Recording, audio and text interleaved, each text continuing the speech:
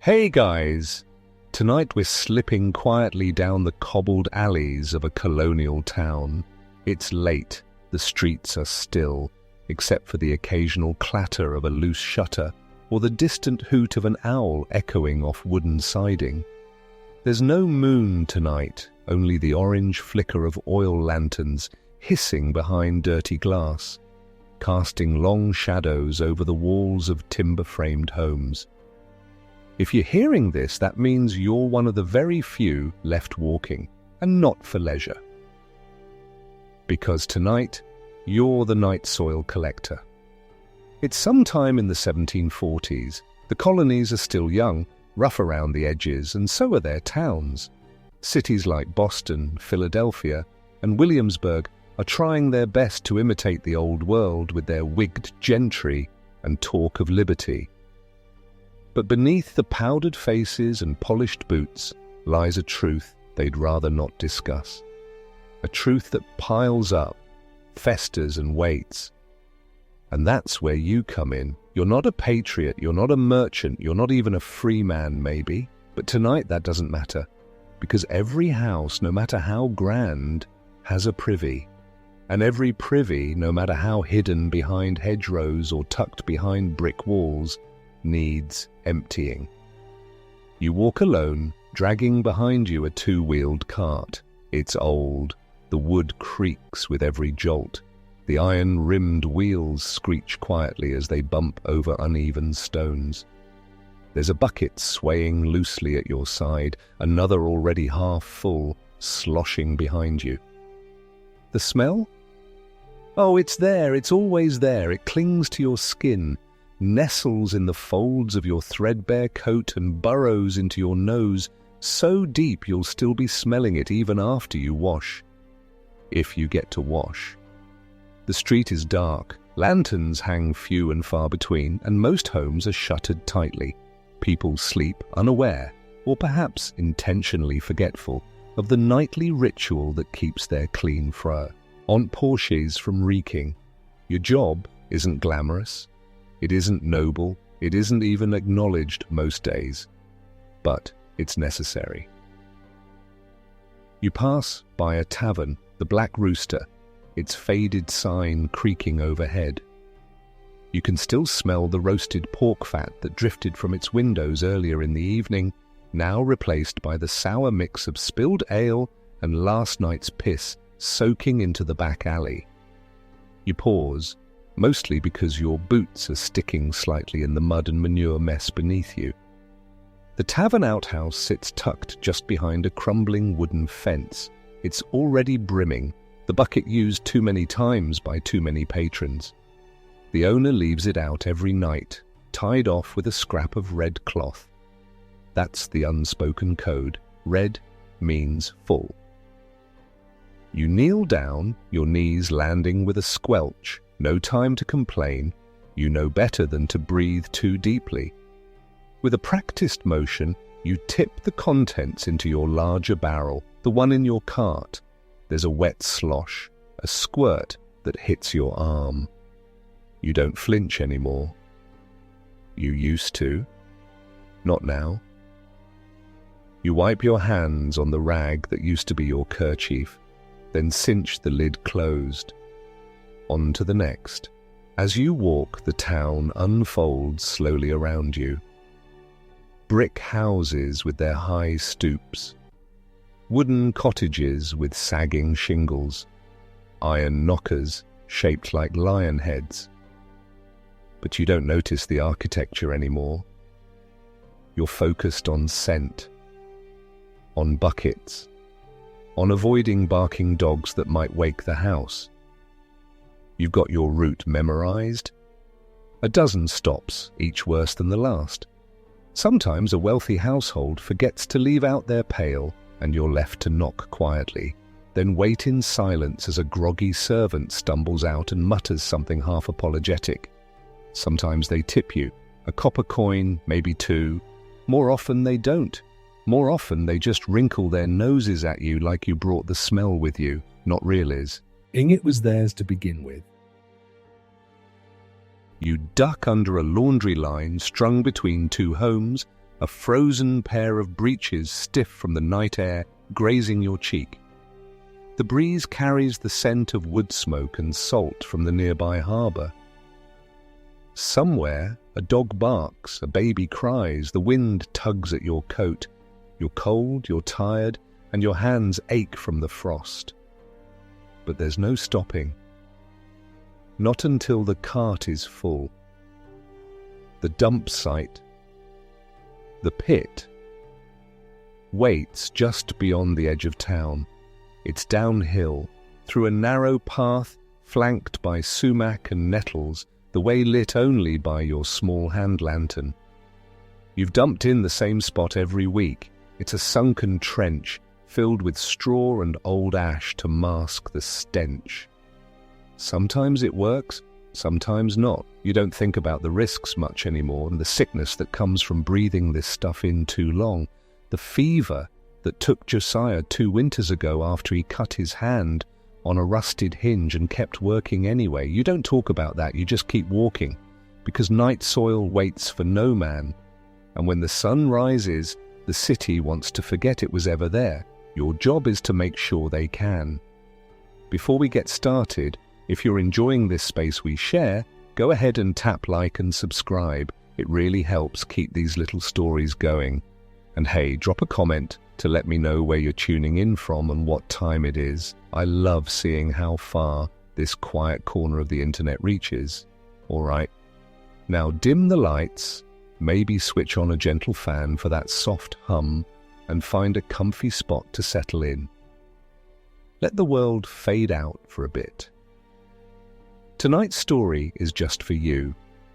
You've made it past the 3rd row of houses now, a crooked patch where the town's oldest homes still lean into each other like gossiping elders. Their shutters rattle in the breeze, the hinges long since surrendered to rust, and the walls creak ever so faintly in the cold. Even in the quiet, these houses feel alive, like they're breathing slowly through the cracks in their frames. Your footsteps echo faintly against the cobblestones, softened by the layer of damp leaves and straw mucking the gutters. You shift your weight on the handles of your cart, adjusting to the slope of the road, your shoulders burning gently with the kind of ache that never fully leaves. One more privy to collect before the pit, you whisper to no one. The words drift out into the chill, swallowed by the darkness. You're talking to yourself again, but you're used to that. You spend more hours with waste than with people, and the waste never argues back.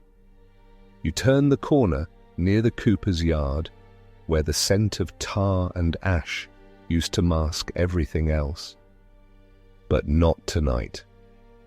Tonight the barrels are closed, the fire's long gone, and only the faintest reminder of labor lingers. That's the thing about this job. The smells don't just layer. They battle each other, beer and human filth, soap and spoiled milk, ash and rot. Some nights it feels like every breath is a bet you didn't want to place. The next house is smaller, sunk lower into the earth like it's trying to hide. You recognize the shape before you see the scrap of cloth. They don't always mark it properly, this family. They've been struggling since last summer's fever took their eldest. You remember carrying off the barrel that week, heavier than usual, the mother not meeting your eyes. She still doesn't. Tonight, a single candle glows behind the curtain, flickering like it's not sure it wants to stay lit. You don't knock. You know where the bucket is kept, hidden behind the garden gate where nothing grows anymore. Your fingers are stiff as you reach for the handle. The iron is slick with frost. The contents slosh ominously and you steady it carefully, lifting with your knees, your back, screaming its quiet protests. You empty it into the barrel on the cart. The splash is louder than you like, and a nearby dog starts barking. You freeze, heart ticking faster, watching the windows, but no light appears, and the barking stops. Another gamble survived. As you re-secure the lid and begin to pull the cart again, your mind starts to wander.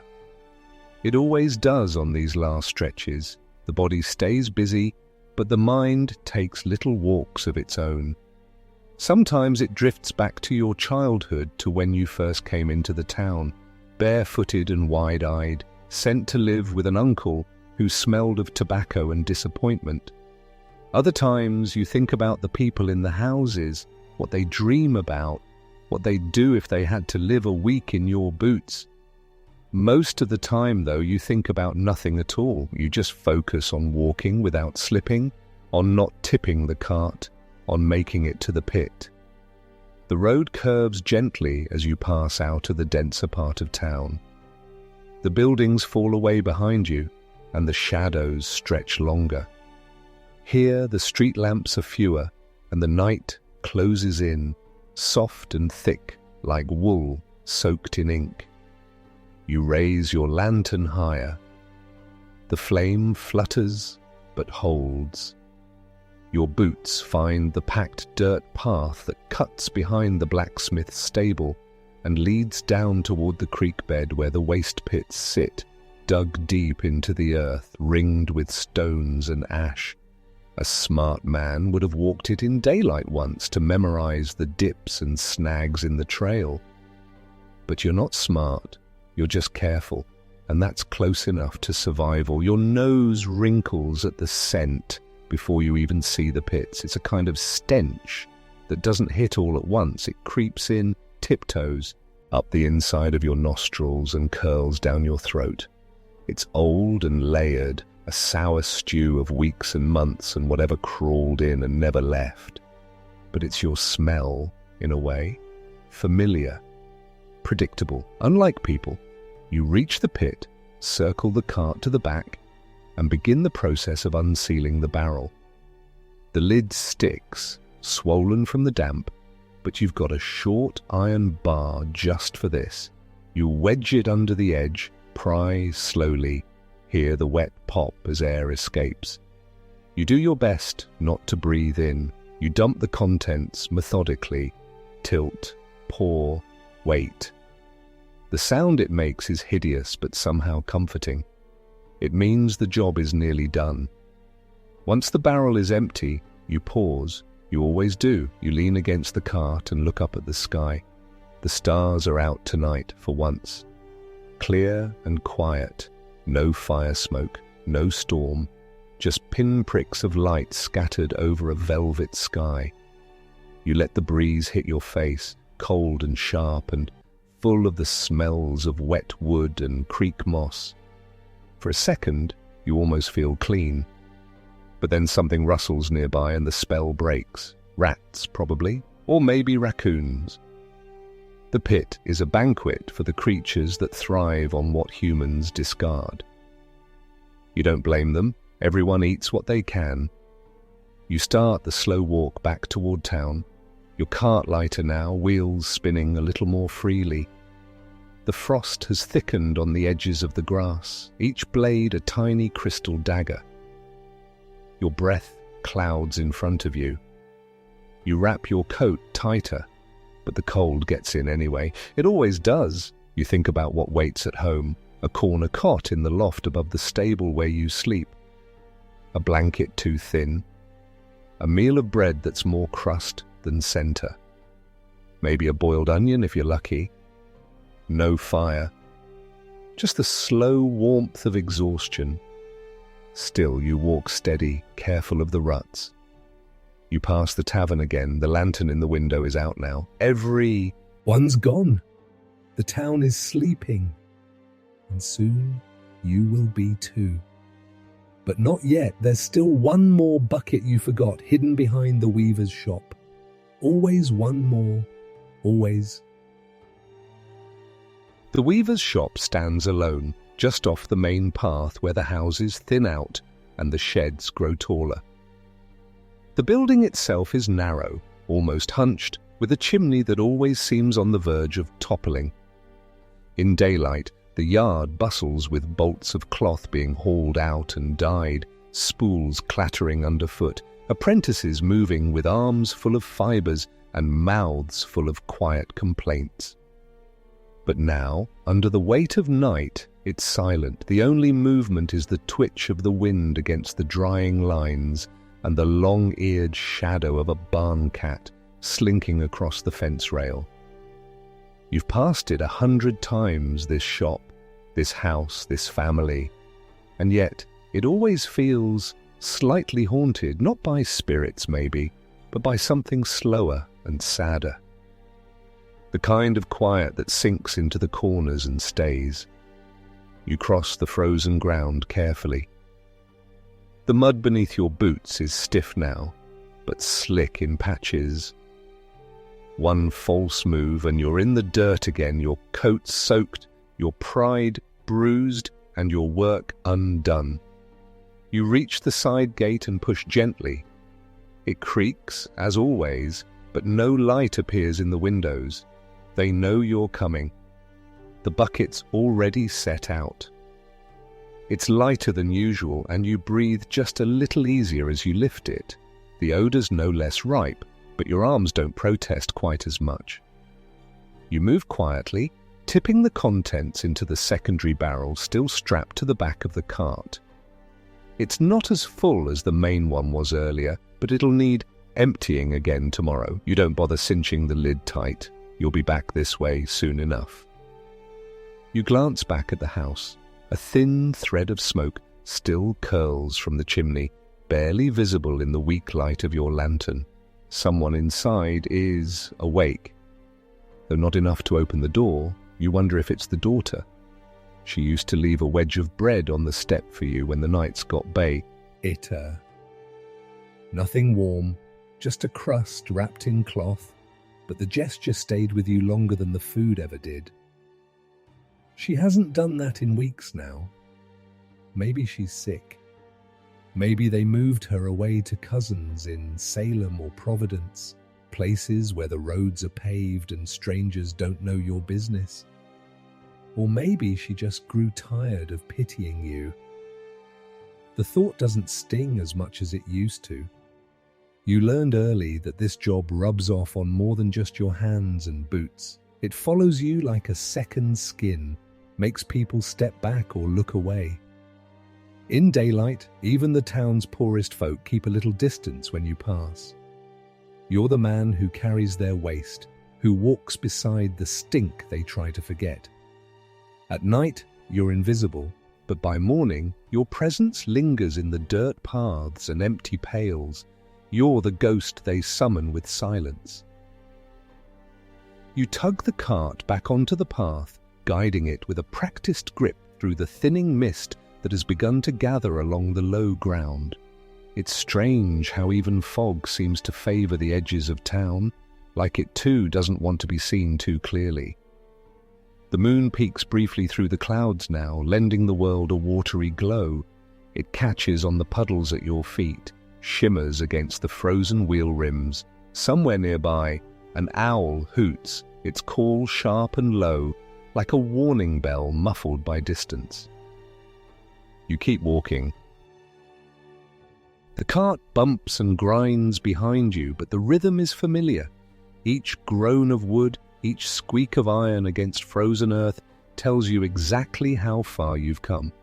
You pass by the cooper's yard again, the barrels still stacked like waiting soldiers, and then beyond it toward the narrow alley that slices between the fishmonger's and the print shop.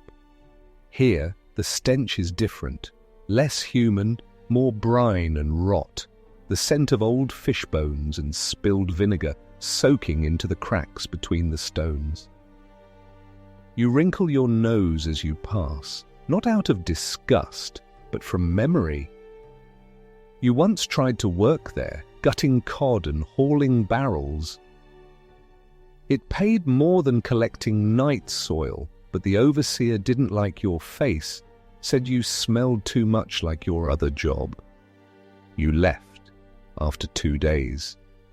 Not because of the work, but because of the laughter.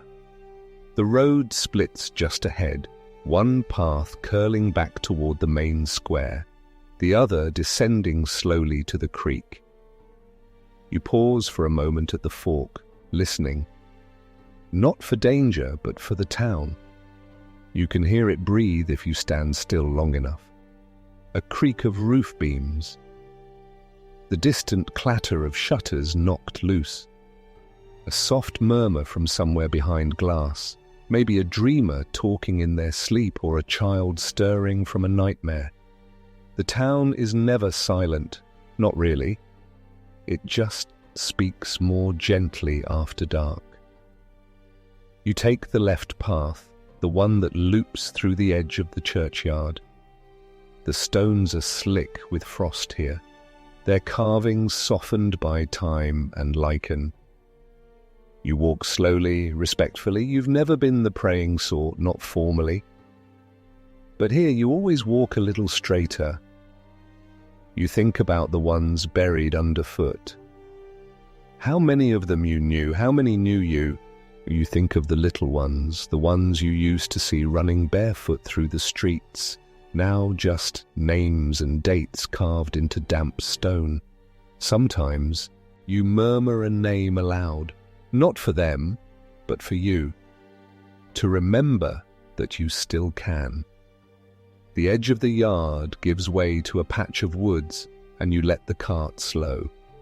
The wheels crunch through twigs and dry leaves, the sound loud in the hush. The trees here are thin, their bare branches scratching at the sky like ink lines drawn by a tired hand. You know this path by heart. You've walked it in snow, in storm, even once with a fever so bad you nearly passed out against a tree. But you made it. You always do. When the clearing opens up and the pit reveals itself again, you're ready. You unstrap the barrel with a practiced twist, brace your foot against the cart's frame, and heave. The contents slop out into the trench with a sound that would sicken most folks, but to you it's just another part of the job, another task done, another load gone. You wipe your hands on your trousers, then step back and stare at the sky again. It's clearer now. The stars sharper. You spot the North Star, the one you used to follow when you first began this route. Your uncle taught you that, drunk one night on apple mash. Said it'd always keep you straight. He was wrong about most things, but not that. The cold bites a little deeper now. The tips of your fingers burn with the ache of returning blood. You rub them together, breathe on them. Time to head back. Time to sleep, if you're lucky. But first, the walk home. You turn the cart, lighter now, but still noisy, and begin the journey back through the whispering trees, past the graves, past the fish smell and the shuttered shops.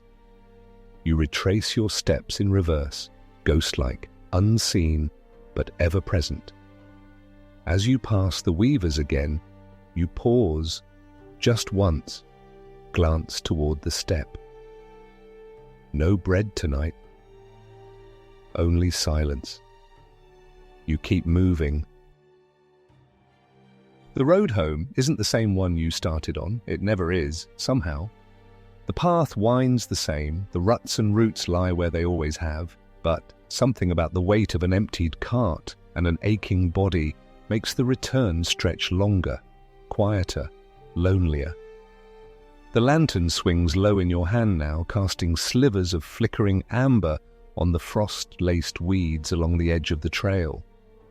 Your fingers are stiff again, the heat from your earlier work long gone. You tug your collar up around your neck and keep walking, one slow step at a time, letting your boots find the ground by memory. The wind has picked up a little, not enough to howl, but enough to rattle the dried corn stalks tied outside the cooper's shed, and to flutter the remains of a torn broadside still nailed to the post near the smithy. You don't bother reading it again, you've seen it twice already this week. Some proclamation about taxes or town curfews, something that doesn't change your work one way or the other. You've learned that most news doesn't. Whether Parliament raises the levy on molasses or the governor's brother gets caught drunk in a church pew, your hands still grip the same soaked handles and your boots still crunch the same bitter gravel. The scent of ash drifts down from the chimneys now, thick and curling, mingling with the morning's cold dew and the faint, damp smell of distant brine. It's not yet dawn, but the richer households begin stoking their hearths this time of night, long before their occupants rise. Servants, mostly, silent shadows slipping from pantry to parlour, coaxing embers back to life before their master's feet touch the floor. You sometimes glimpse them in passing, dark shapes in warm kitchens, faces lit by firelight. You envy them not for their station, but for their place inside, for the warmth, for the bread left baking on the hearthstones, for the privilege of illness. As you pass by the apothecary's corner, your stomach grumbles low and rude. You press your hand against it as though that might quiet it. It's been hours since you last ate, and even then, it wasn't much. Half a heel of rye so dry it scratched your throat going down. You dream sometimes of the loaves in the baker's window, the golden crusts and soft middles, still steaming. But those dreams are for daytime. At night, your mind doesn't bother dressing up its hunger with fantasy. It just keeps gnawing. The tavern reappears, its shutters drawn now, the ale-soaked laughter of earlier buried deep in its beams. The lantern above the door is out, and the muddy prints near the stoop are already fading into the frost. You slow your pace as you pass, not because you expect anything, but because of habit. Sometimes, rarely, someone inside forgets themselves and leaves a crust or an old flask by the back stoop, a guilty offering to the man who moves through their refuse. There's nothing tonight, just the smell of stale cider and a forgotten bench tilted askew against the wall. You keep walking, your lodging is still 2 streets over, tucked behind the tannery and wedged between a firewood storehouse and a shed that nobody seems to own. The stable loft where you sleep was never meant for living. It's low-ceilinged, draughty, and always smells faintly of horse sweat and straw. But it's dry, and that's more than some folks have. You push the cart past the familiar alleyways, past the silent churches with their steeples, like pointed fingers in the fog, and past the cracked fence that always leans left, no matter how often it's repaired. The town, for all its early ambition, is crooked. Nails rust faster than they should, wood splits at the seams, bricks crumble before their time. It's a young place trying to pretend it's already history. By the time you reach the back gate of the stable yard, your legs are lead. The cart rests easy now, nearly empty, its creaks soft as it rolls to a stop. You unhook the straps from your shoulders and roll your neck slowly, feeling the crackle of tension built up like old rope wound too tight. You don't bother with a lock. No one's going to steal it. Even the hungriest thief avoids a night soil cart. There are easier things to pawn than shame and stench. You climb the narrow ladder, one rung at a time, the wood smooth from wear, the chill of it biting through your gloves. The loft door creaks open with a sound that's become almost familiar, like a greeting muttered through sleep. Inside, the hay is dry but old, the kind that itches through your clothes and pricks at your skin. You drop your coat in the same corner you always do, then lower yourself onto the blanket that serves as your bed. The straw underneath crackles. The chill seeps through your trousers and into your spine. You lie still for a long while, letting your breathing slow, letting your thoughts scatter like dust in the beam of lantern light still flickering from the crack in the roof. You don't sleep right away. You never do. Your body is tired, but your mind runs through the route again, ticking off stops and faces and empty buckets like prayer beads. You think of the girl at the weaver's house and the chimney smoke that curled behind her curtain. You think of the fish stench by the print shop and the cracked gravestone that caught your lantern's light. You think of the pit and the rats and the cold bite of the wind on your cheeks.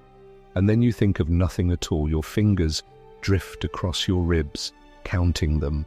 Not out of habit, just to feel something familiar. Your hands smell faintly of soap. Not your own, but the lye-soaked water you used to rinse the cartwheel 2 days ago. The scent clings, like every other odor in your life, layered and permanent. You close your eyes, and for a moment, the night doesn't feel quite so cold. You picture the North Star again. You picture the river near your childhood home. You picture your mother's bread before the fever took her. You picture silence. Not the kind you walk through, but the kind that holds you. And finally, you let sleep take you. But only for a little while. The rooster in the yard will start soon, and the day, with all its stink and strain, will return, just like you. Always. The rooster's cry slices through the loft like a jagged whisper at your ear, not a scream, but a tug, insistent and unwelcome. It doesn't matter how long you managed to sleep, whether it was 2 hours or 4, or just the long blink of exhaustion stretching into dreamless stillness. The world is stirring now. The sky is softening into a pale grey, the kind of hue that looks colder than it feels, and the breath you draw in smells faintly of burnt hay and damp wood. You shift under the blanket and feel your joints complain, stiff and reluctant. Your legs ache in the deep, dull way that feels older than you are. You haven't counted your birthdays in years. There's little reason. Work doesn't care for your age, and hunger doesn't slow out of pity. The straw beneath you crackles softly as you sit up. It clings to your shirt, to your sleeves, to your hair. You brush it off as best you can, though some always stays, riding with you through the day like dust stirred from the corners of your life. The light filtering through the slats is thin, barely more than a suggestion of morning, but you know from the tempo of the world beyond the stable wall that it's time to move. The horses downstairs are shifting. You hear the creak of tack and the muffled voice of the stable hand, the boy who tends to them before his school bell rings. You've never seen D.E. Aught his name. He doesn't speak to you unless necessary, and you don't force conversation. Your world lives in the shadow of others. You swing your legs over the side of the pallet, your boots waiting faithfully just where you left them, their leather crusted with last night's grime. You slide them on and wince as your heel scrapes against the inside lining. There's a blister there that never quite heals, always rubbed raw again by the next day's walk. You pull on your coat slowly, listening to the wind outside shift as it moves down from the higher ridge, rattling the loose tin over the woodpile. You know that wind, it's dry today. It'll steal the warmth from your skin before noon. There's no water in the bucket beside your cot, not that you expected it. You meant to refill it yesterday, but ran out of time, and now you run out of will. Instead, you pull a small cloth from the inside of your coat, one you dipped in rainwater earlier in the week and kept folded in a tin. It's stale now, but cool. You run it over your face, wiping the sweat and grit from your forehead, from your eyelids, from the corners of your mouth. It doesn't cleanse, not really, but it lifts a layer. Sometimes a layer is all you can ask. You don't have breakfast. You rarely do. What little you saved yesterday was eaten last night. A crust and a shriveled apple gone soft from age. You've lived through worse, through leaner months when even mouldy rye seemed a treasure. The hunger is familiar, a quiet pressure low in your belly, a hum rather than a roar. It will grow louder by noon. By dusk it will gnaw at your spine. But for now, it's background.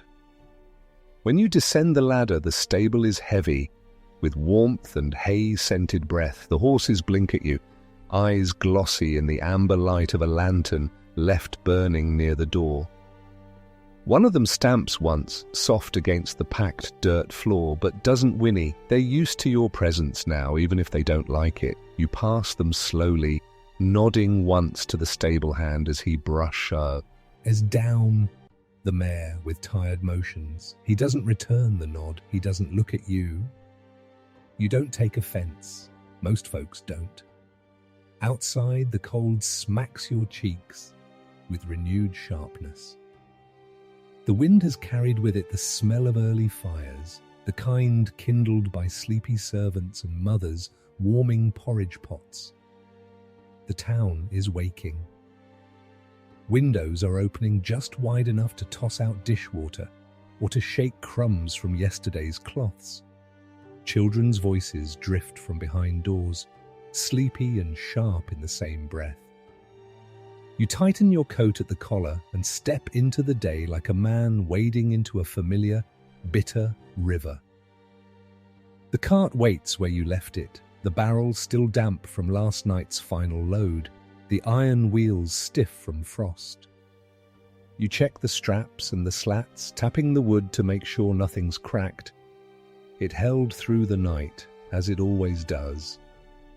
Reliable in a way people rarely are.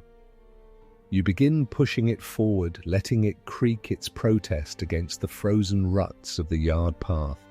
It takes a few yards before the motion becomes smooth, before your arms remember the rhythm and your shoulders remember to ignore the ache.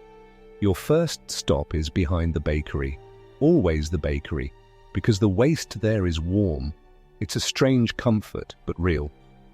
The kitchen boy, a squat lad with burn scars on his fingers, always leaves the pail tucked beneath a broken bench. You lift it with practiced ease, feel the steam rise, curl around your wrist like a mocking touch. The scent is foul, but not the worst. The bakery feeds half the town. Their pail reflects that. As you dump the contents into your barrel, the kitchen boy appears in the doorway. He tosses you a heel of bread, barely bigger than your palm, half burnt but edible. You catch it one-handed, nod in thanks. He doesn't smile, but he stays there for a second longer than needed before disappearing back inside.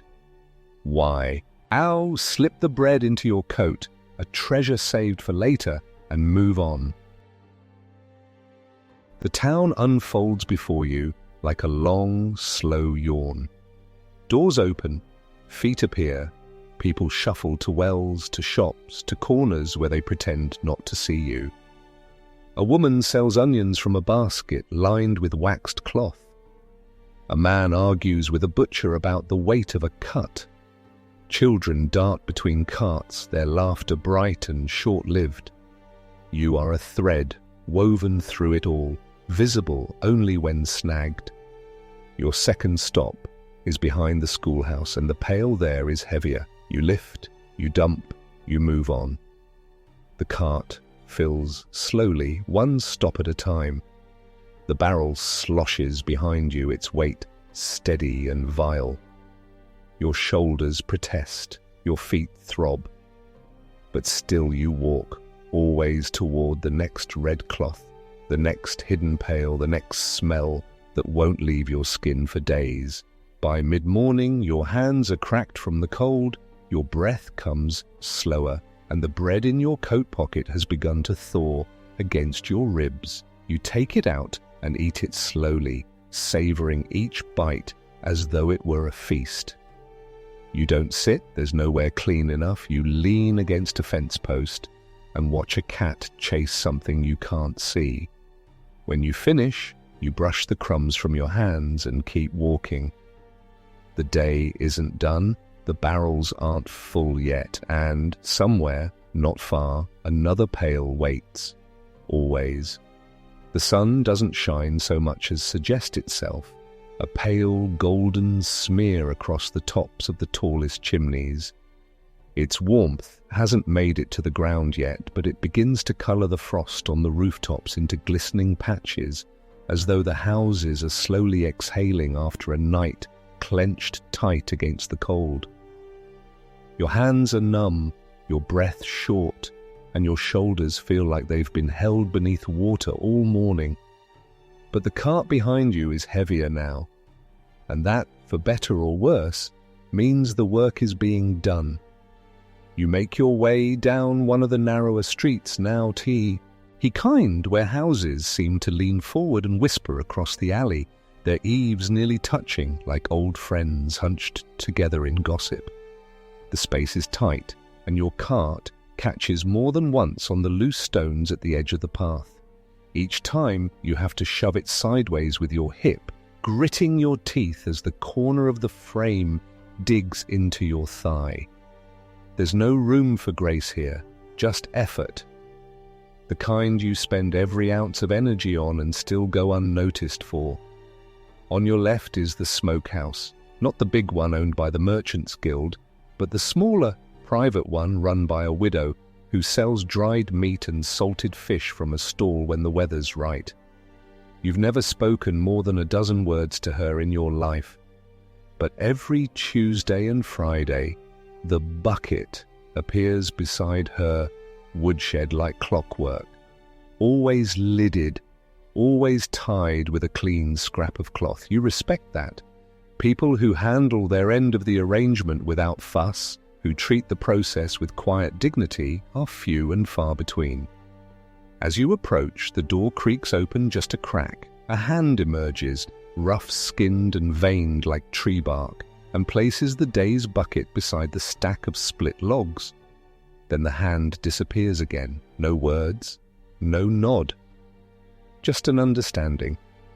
You wait a few seconds out of habit, not politeness, and then cross the short patch of grass to collect it.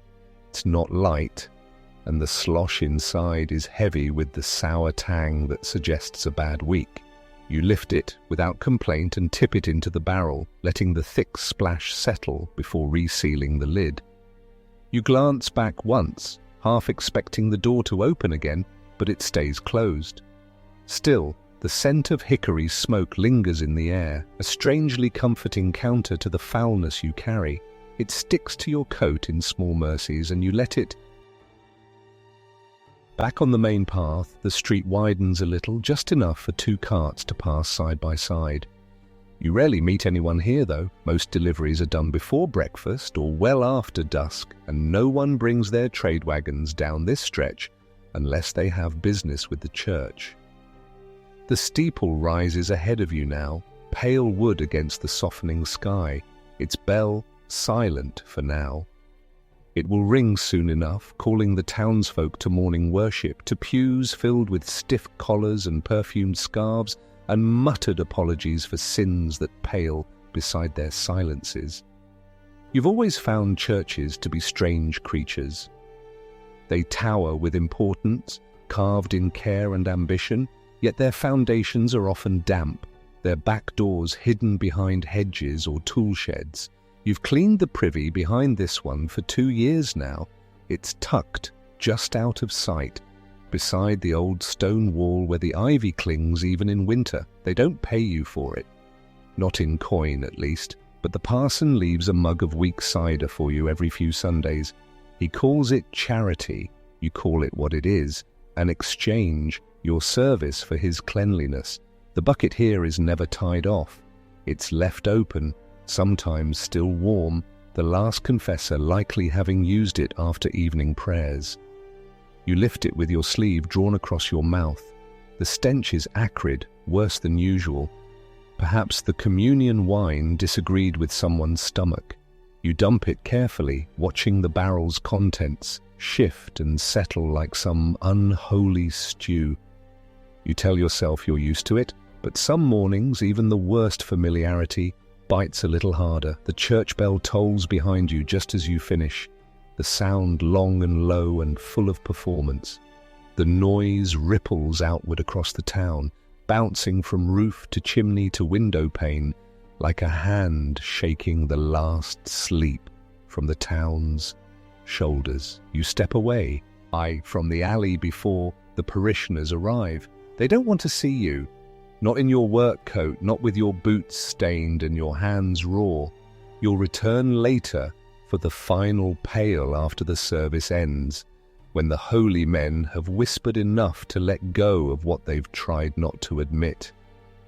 You pull the cart into the open again, wheels groaning under the shifting weight. The barrel is more than half full now, and you can feel the resistance in every tug. The harness at your chest bites into your collarbone, rubbing through the layers of wool and skin until you know there'll be another raw mark by nightfall. You consider stopping early, heading to the pit while the sun is still climbing. But the thought fades quickly. There are still houses unvisited, still pails full. And if you return with space left in the cart, someone will notice. Maybe not today, maybe not tomorrow, but word travels, even through silence. You pause beside the well near the edge of Market Lane. The bucket is still hanging from its rope, icy with dew. You lower it slowly, the wood groaning, the pulley creaking with every foot of descent. When you hear the splash, you count to 3 and begin hauling it back up. The water is cold enough to sting as you dip your cloth and wipe the sweat from your face. You cup your hands and take 2 mouthfuls, no more. It tastes of earth and iron, and for a moment you wonder what's upstream, what's seeped into the stones before it reached you. Then you swallow, wipe your mouth, and move on. The final stretch takes you past the baker's again, the kitchen windows fogged from the inside. The kitchen boy isn't there this time. You smell bread, not fresh, but finished, cooling on racks you'll never see. A few townspeople pass by now, their eyes drifting across you like wind on a shutter, quick and without pause. You recognize most of them by the cut of their coats or the way they walk. The town is small. Nothing here stays secret long, but even so they won't greet you in daylight, not while others are watching. You feel the weight of the barrel shift again as you turn back toward the edge of town. The path to the pit is drier today, the frost melted into dampness rather than ice. You move slower now, not from fatigue, though that clings to you like every other layer, but from caution. The cart is full, and one slip means a mess you won't want to explain. The sun has climbed high enough to light the tops of the trees, but the trench remains shadowed, a gaping wound in the land lined with stone and old straw. You back the cart into position and begin the task of unloading, barrel by barrel, slop by slop, until the last dregs slide loose and land with a wet slap in the bottom of the pit. You stand there afterward, hands on your knees, breath coming in hard. The silence is total, broken only by the buzz of flies that shouldn't be here this time of year, but are. The trees stand still. The wind has paused. You take your cloth again, wet it with the last of your well water, and clean the worst from your fingers, your palms, your wrists. It doesn't help much. The smell stays. It always stays. You tie down the cart. You don't speak. You just begin the long walk home past the trees and the graves and the curling smoke of a town that keeps waking without noticing who lets it. The sun is no longer content with just brushing rooftops. Now it sits squarely above the Nari, our lanes, casting light that glints off window panes and warms the faces of those passing through the market square. It should feel like relief, like the thawing edge of morning finally pulling away from the skin, but all it does is illuminate. It makes every crack in your hands more visible, every smear on your coat more defined. The day, in its fullness, reveals you in ways you'd rather remain hidden. There's no use pulling your collar higher now. You're too far into it. The job's been done. The filth dumped. And yet, as you wheel the empty cart slowly back through the streets, there is no applause, no nod, no acknowledgement. Only a strange, simmering sort of invisibility that wraps around you like smoke that refuses to lift. You pass the butcher's shop near the square. He's already got 2 hogs hanging in the open air, their pale bellies split clean, glistening with fresh blood. A trail of it drips lazily from the wooden trough to the dusty ground where a small black dog sniffs hopefully, tongue flicking in and out with each cautious step. The butcher doesn't look up as you go by. He's arguing with a woman over the weight of her order, one hand gesturing broadly, the other clutching a knife still slick from the morning's work. His apron is as stained as your coat, but only one of you gets offered a place at the tavern table. You think, not for the first time, that blood is easier to forgive than waste. It's cleaner in people's minds, even if it's not. The cart feels lighter now, not just because the barrel is empty, but because your arms have numbed past the point of protest. Still, every step stirs up the ache in your lower back, a deep, dull pull that tightens the longer you walk. It's an old pain, familiar. Sometimes on quieter nights you try to remember when it started. You think maybe the year after your uncle died, when you began taking on the full routes yourself, lifting heavier loads with no one to split the burden. Or maybe it was always there, just a slow, creeping thing that settled into the hollows of your bones and made itself at home. The wind has changed again, drifting in from the direction of the harbour. It brings with it the smell of fish and tar, the sharp tang of salt and seaweed tangled with rope and rot. Ships have docked recently. You can tell from the clamour near the wharves, the raised voices, the clatter of crates and barrels. New cargo, new hands, maybe even new disease waiting quietly in the folds of some foreign cloth. You remember the last time a ship brought sickness, a long winter of shallow graves and shuttered windows, when your work doubled but the coins did not. When even the healthy crossed the street to avoid you, as though the stench you carried had teeth. You skirt the edge of the market square, not because you have to, but because you know better.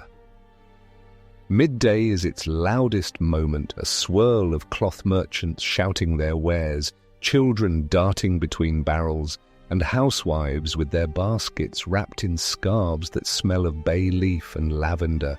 You'd rather not weave through that noise. It's not the words themselves that bother you, it's the way they fall quiet when you pass too close, the way laughter dips just slightly when your cart creaks by. So you take the longer route down the side lane where the cobbles are looser and the smell of stale hops from the brewer's vats hangs in the air like fog. It's a quieter road, more forgiving in its forgetfulness. There's a bench near the cooper's yard, crooked and split down the centre, like a loaf of bread torn too hastily. It's mostly used by the older boys from the foundry on their breaks, but now it's empty, warmed by the sun and dappled in shade from the tree overhead. You stop beside it, not because you're tired, though you are, but because there's nowhere else to pause without drawing attention. You lower the cart's handle carefully and sit, feeling the weight of your coat pull against your shoulders, your body sinking into the wood with a kind of reluctant gratitude. For a while you just sit there, watching the town move around you. A girl with hair the colour of straw walks past with a basket of bread, humming a tune you can almost place. A man with ink-stained fingers argues with a constable, waving a folded sheet of parchment like a flag. 2 boys roll a hoop down the lane, their laughter thin but honest. No one looks at you, and that for now is a kind of mercy. You pull the cloth-wrapped heel from your coat pocket, the one given to you by the kitchen boy hours earlier. It's gone a bit soft, the edge crumbled from the heat of your body. Still, it's food. You eat slowly, chewing each bite as though it was sweeter than it is. The crust flakes down your chin and lands in your lap. You brush it off gently, watching the birds eye it from the low roof of the cooper's shed. One of them hops closer, then darts away as a wagon clatters past. You don't stay long. The bench is too exposed, and you've always felt the weight of stillness more acutely than the weight of labor. It makes your thoughts louder, makes your fingers twitch for something to hold, something to do. So you rise again, knees stiff, and grasp the handle of your cart. It groans just a little but follows. Back at the stable yard, the shadows are longer, and the warmth has begun to retreat. The door to the main building is ajar, the straw swept into neat piles just inside. You don't see the stable boy, but you know he's nearby. His boots are by the ladder. The air smells of oats and manure and something softer, maybe molasses spilled from a sack. You park the cart in its corner spot and unstrap the harness with slow fingers, every motion deliberate. The barrel will need washing, but not yet. Later. For now, you climb the ladder back to the loft, the wood warm from sun and worn smooth by your hands. Up top, the light is gold now, pouring through the slats in thick beams that catch the dust mid-air. Your blanket lies crumpled where you left it. The straw is scattered, flattened. You lower yourself onto it without thinking, your body folding into the space like water into a bowl. The pain settles back into your muscles, not sharp but present. You don't lie back yet. Instead you sit, legs stretched out, staring at the gap in the boards where the light filters through like a whisper from some kinder place. You think about the girl from the weaver's house again. The absence of bread. The shutter that didn't twitch. You tell yourself it doesn't matter, that she owes you nothing, that kindness isn't a promise. But part of you wonders if you've done something wrong, or if maybe she's simply gone. People leave sometimes, vanish in the night or drift to another town. No explanation, just emptiness where a face used to be. Outside, the town continues. Boots strike stone. Doors open and close. Voices rise and fall. And you sit in your quiet place, not asleep, but not fully awake either, held in that still hour between morning's fire and evening's dim. You breathe in the dust and the straw and the scent of your own skin, familiar now. Sharp around the edges, you close your eyes and, or a moment, the cart doesn't exist, the pails don't slosh, the church bell doesn't ring, there is only this pause, and it holds. The moment doesn't last. Stillness never does. The light through the slats begins to shift, falling away from your lap and sliding across the floor toward the darker corners of the loft. You feel the change more than you see it, a soft nudge in your ribs, like a reminder from time itself that rest was never meant to linger. Your legs twitch, not out of comfort, but because stillness has turned to stiffness. You run a hand through your hair and feel the grit of dust caught at the roots. The sounds outside sharpen, cartwheels over stone, the shrill laugh of a child far off, the steady rhythm of someone splitting wood in practice strokes. The town is alive again, fully and entirely, and you are, as always, behind it.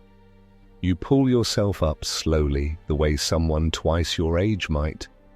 The loft's boards creak beneath your shifting weight, and you catch your breath on the exhale. The ache in your back has grown heavier, not from new labor, but from the weight of having stopped. Rest is cruel that way. It never gives without taking something in return. You fold the blanket not because it needs folding, but because there's comfort in the motion. Something in the order of it, in the way your hands remember the shape of the cloth even when your thoughts don't. Climbing down the ladder feels steeper this time. Each rung bites into your soles, and when your boots hit the packed dirt floor of the stable, you let your weight sink there for a moment before straightening. The horses shuffle in their stalls, quiet and sleepy, from the heat of the midday lull. You nod to the nearest one, a thick-chested gelding with a white blaze on his nose. He blinks at you but makes no sound. You've long since stopped expecting animals to offer more than people do. You step outside and blink into the brightness. The clouds have thinned, the sun now full above, casting long shadows along the stable yard. It's warmer, but not comfortably so, the kind of heat that lingers too low to be useful, curling around your neck, sticking to the inside of your shirt. You wipe your palms against your coat and feel the stiffness where earlier sweat has dried into salt. The air smells of wood smoke and distant baking, but underneath it all is the lingering scent of what you've carried all morning. It clings, invisible and persistent, sunk into your sleeves and the folds behind your ears. It will be with you until the day ends, and then some. The second round always begins slower than the first. Morning collections are predictable. You know who leaves their pails out before the sun rises, who wraps them in cloth, who forgets until you knock. But afternoon rounds are more erratic, more personal. The privy's filled since morning, the shopkeepers too proud to leave their buckets where someone might see, the boarding houses that wait until most of their lodgers are gone before signalling you. You've learned their rhythms through trial, not conversation. No one tells you how they prefer their waste hauled. They just expect it gone. You reach the cart and run your hand along the barrel rim. It's dry now, the wood hot from the sun and beginning to split at the edge where last week's rainwater soaked in too long. You make a note to pour lye on it tonight, if you can spare any. If not, a handful of ashes and boiling water will have to do. You check the wheels, knock the mud free from the spokes, and wrap the harness around your shoulders again. It digs like it always does, and you begin walking. Your first stop is behind the inn on the edge of the square. It's taller than most buildings, with warped shutters and ivy that climbs halfway to the roof. The owner pretends not to see you every time you pass, but his pail is always ready. It's heavier now, filled by travellers who think less about what happens after they pull the chain or tip the pot. You haul it with both hands, tipping it slow and careful. The splash is ugly. You close your eyes through it. When it's done, you wipe your palms on your thighs and move on without waiting. He won't offer coin. Not today. Further down, the apothecary's assistant waves to you from a side door. She's young, with a face that might one day be stern, but today is only tired. She holds the lid to their privy's bucket in one hand and a folded rag in the other. You take it from her without speaking. It's lighter than most. You wonder if she's sick again.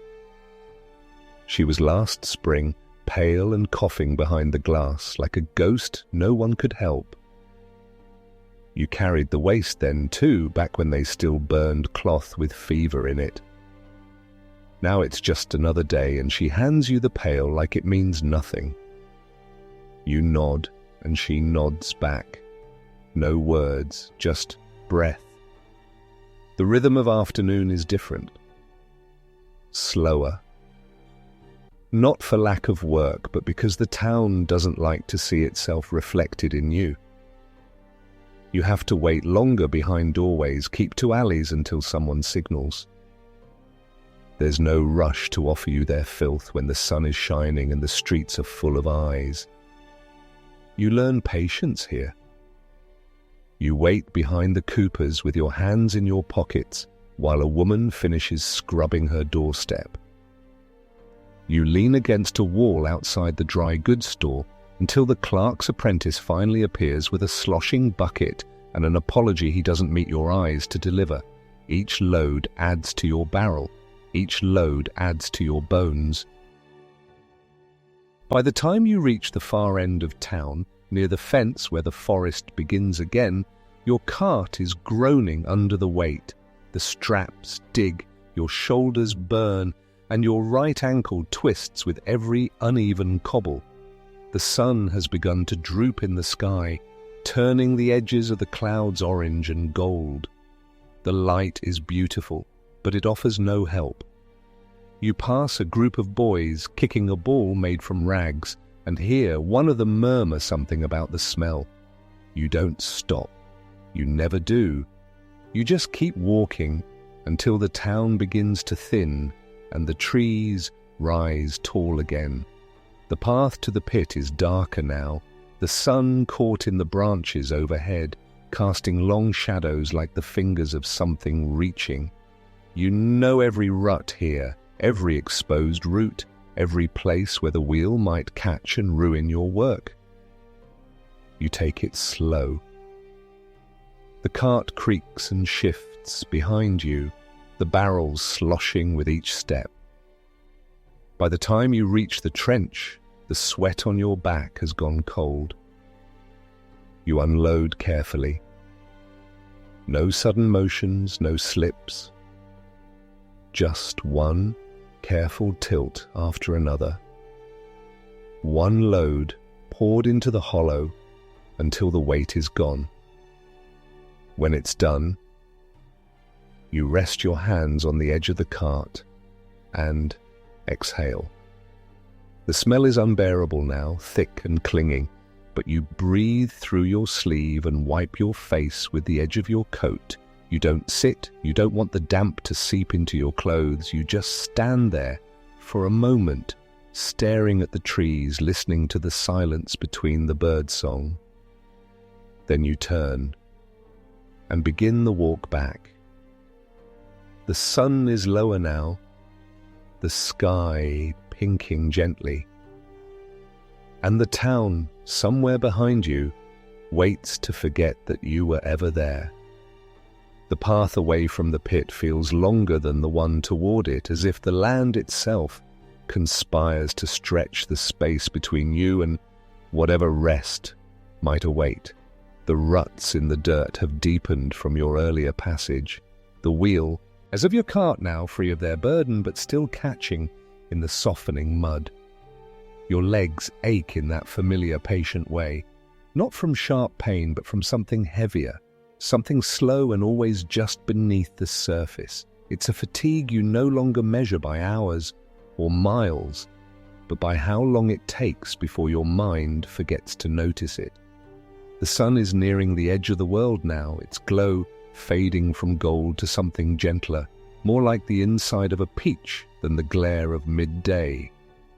The trees overhead are tall silhouettes against the dimming sky, their bare limbs tangled like thoughts left unfinished. You let your breath fall into rhythm with your steps, the sound of your boots softening as the dirt path gives way once more to the outer lanes of town. Here, where the forest ends and the last fences begin, there's a hush that feels almost sacred. Even the wind moves more carefully. Your fingers tighten on the cart handle. It doesn't need much steering now, just a touch to keep it from tipping when the wheels catch on loose stones. With the barrel empty, the frame creaks more than it rolls, the boards stretching and protesting the change in weight, like a body waking from sleep. You think of tightening the bolts again tomorrow. There's always something that needs fixing, something that waits just long enough to become a problem. You've learned the balance between what can be ignored and what cannot. As you round the edge of the tannery yard, the scent hits you like a wall. Boiled hides and ash, sharp lye and rotted bark, all of it thick in the air. It curls inside your nose and settles at the back of your throat, a different kind of stench than the one you carry. You wonder if the tanners can smell you beneath their own work, or if the air here simply becomes too full for one odor to rise above the rest. A boy stands near the vats, stirring with a long wooden pole, his sleeves rolled to the elbow, his face set in that hard stare only youth can wear while pretending it doesn't mind. He glances at you once, then back at the hide. No nod, no word. Just the silence of shared labor, distant but familiar. The lane widens a bit as you near the back alleys behind the fishmongers' stalls. Most of the vendors are gone now, their goods packed away beneath rough cloths, their wagons heading back toward the river road. A few scraps remain, fish scales glittering in the dust, a lemon wedge trampled into the stones, and the outline of a boot print in spilled brine. You skirt it all without slowing. The smell here is sharp, but not yours, and you won't have to return until morning. For now, the town grows quieter around you, folding into itself like bread beneath a cloth. You pass the weaver's house again. The chimney is cold now, no smoke, no flicker of light behind the curtain. You don't expect anything this time. The step is empty, swept clean. Still, your eyes pause there longer than they need to. You imagine what her voice might sound like, though you've only heard it once, when she scolded a dog that tried to steal thread from the bench outside. You picture her face, not clearly, just the soft impression of it, the way her hair was always pulled back with twine, the corner of her mouth turned down like it had forgotten how to lift. You don't know her name. She probably doesn't know yours. But in this quiet corner of the evening, you let the thought of her linger, simply because it fills the silence with something less than despair. The sun has slipped fully behind the rooftops now. The sky holds on to its light just a little longer, the kind of light that feels like it belongs to someone else. The lanterns begin to appear, one by one, outside shop doors and porch eaves. Each glow feels like a decision. Some lit early out of caution, others late from pride. You like the ones that flicker. They feel more honest. Like even fire has trouble staying steady in this place. You pause near the corner where the schoolhouse and meeting hall share a wall. The pail behind the building wasn't there this morning, which means it'll be there now. You step lightly, not out of stealth, but out of respect. Evening carries its own kind of reverence, and you've always felt it more keenly than the call of bells or the echo of sermons. The bucket sits beneath the eaves, half hidden in shadow. You lift it carefully, aware of the way its weight leans to one side. Whatever's inside has settled thick, and it gurgles low as you pour it into the cleaned barrel. The sound is quick, but it breaks the hush around you like a dropped pebble into still water. You wait a moment afterward, listening to the town breathe again. You know you're not done yet. There's one more stop tonight. The boarding house at the edge of the hill, the one with the rusted lantern frame and the cracked blue shutters. They don't like leaving their bucket out during the day. Too many guests, too many questions, so they wait until just before full dark, when the back gate creaks open and the housekeeper sets it gently beneath the apple tree. You've waited there before, leaning against the side of the fence, watching the tree's last few leaves spiral down like whispers. Tonight, the gate is already opened. When you arrive, the bucket is waiting, just as expected, the lid tied with frayed twine. A quiet acknowledgement of your presence and your purpose. You lift it without ceremony, adding it to the barrel's shallow bottom. It makes a dull splash, and then there is silence again. You retie the lid, out of habit, and turn back toward the stable yard dot. By the time you arrive, the last traces of daylight have gone. The stars are not yet fully out, but the sky above is clean now, washed of sun and holding its breath for moonrise. The cart's wheels grind over gravel softened by evening dew. The stable door is closed. You leave the cart beside the outer wall, and step inside to wash your hands, dipping them into the rain barrel, letting the cold numb them before rubbing them raw against a rough scrap of cloth. The smell doesn't leave, not entirely, but you feel better for the effort.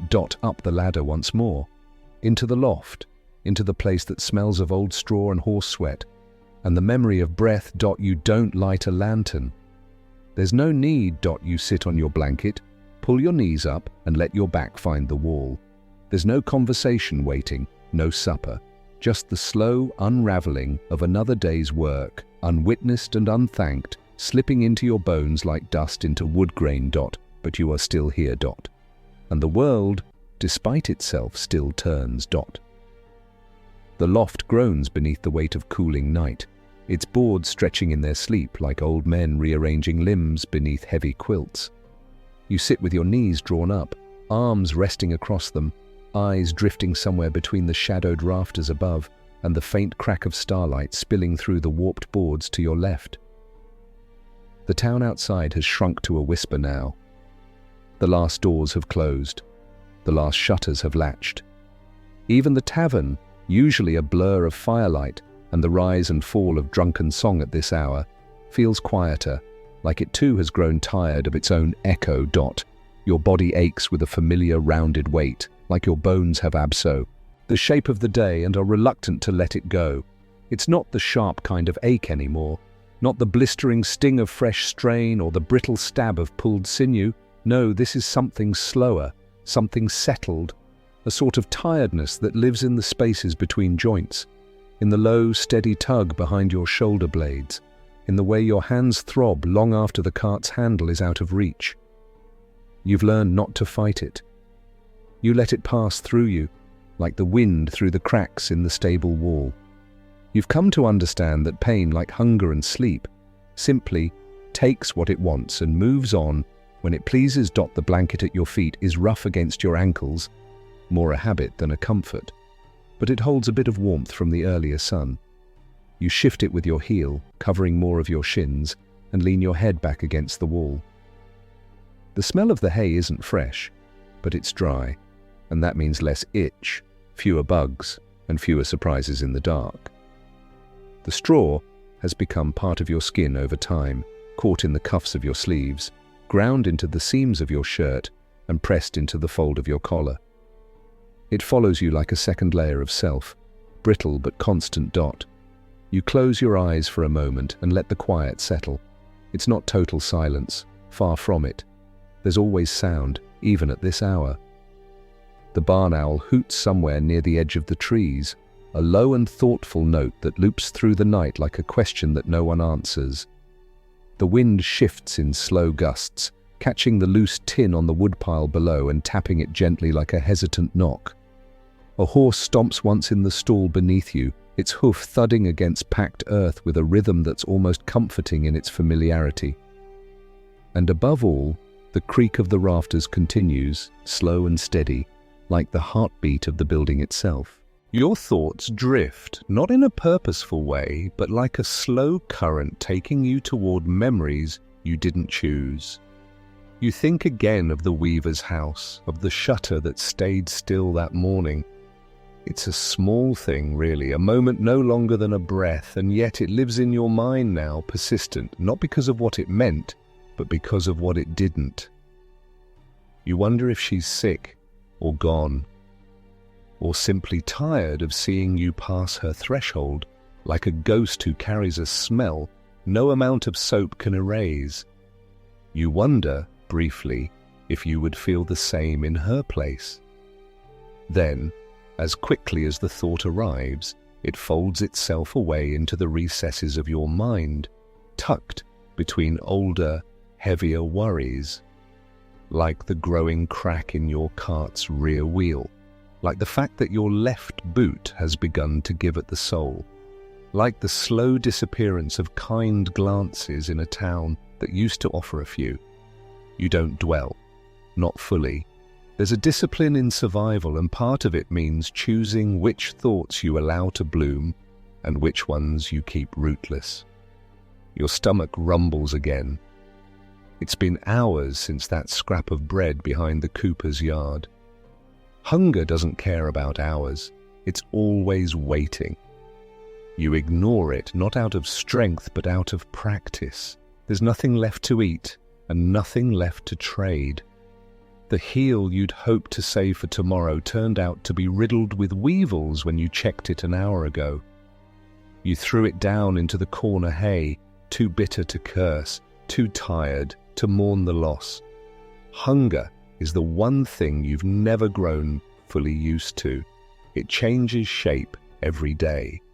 Some days it's a hollowness, others a dull burn. Tonight it feels like a stone just beneath your ribs, small and hard and impossible to move around. Outside, the stars have deepened, the constellations you know, those you learned long before you came to this town, before you picked. Up, a shovel in your father's shadow, before you knew what work truly meant, have begun to take their places in the sky. Orion's belt sits low tonight, nearly brushing the jagged line of the rooftops in the distance. The North Star is steady, a kindness that. Some things don't shift, even when everything else does. The night air is colder now, enough to make your toes curl inside your boots. You'll need to patch the hole in your left sock tomorrow. You felt the wind sneak through earlier while walking past the edge of the butcher's. You could ask the seamstress for scraps again, though she's less generous since the constable's boy began mocking her for the stench, she says, clings to her hem after you visit. Still, she hasn't said no yet, not out loud. You'll try again, and if she does say no, well, there's always the linen scraps from the burned house behind the mill. They're rough, but they serve. You lean sideways now, letting your body slide gently onto the blanket, adjusting the fold so that the itch of straw isn't too sharp against your cheek. The roof above is uneven, patched in places with wood too new to belong and nails too bent to hold much longer. But it keeps the rain out. Mostly. Your breath slows, the stiffness in your fingers eases a little as they find rest beside your face. The wind slides along the edges of the loft and whistles through a crack in the far wall, soft and sad and strangely melodic. You drift into a space between waking and sleep, not fully surrendered, not fully aware. It's the safest place you know. The place where pain forgets your name and the world is distant enough that its judgments can't reach you. In this space you remember things more gently. The taste of your mother's broth, the sound of your uncle sharpening his blade by the fire, the way the river looked at dusk, far from here, where the reeds bent low and the frogs sang you, until your eyelids grew heavy. Here, no one spits when you pass, no one flinches at the scent of your clothes, no one forgets to thank you for taking what they would never touch. Here, in this fold of sleep and not sleep, you are only breath, only warmth, only stillness. And for a little while, that is enough. Sleep doesn't last, not the kind you find in straw, with no blanket worth the name and the scent of your labor still hanging in the folds of your coat. It brushes against you softly for a while, like the hand of someone passing by who's not sure whether to comfort you or just keep walking. It lets you drift into silence, but never deep enough to sink fully. The creak of a nearby beam or the snort of a horse below is enough to pull you gently back to the surface. So when your eyes open again, it's not with surprise, just with that old understanding. Sleep gives what it can. And then it moves on. The loft is darker now. The faint light that had slipped through the boards is gone, replaced by the deeper blue of full night. There's a chill riding on the air that makes you pull your arms close without thinking. You feel the ache in your side where you'd leaned too long on your elbow. Your throat is dry, your lips cracked at the corners.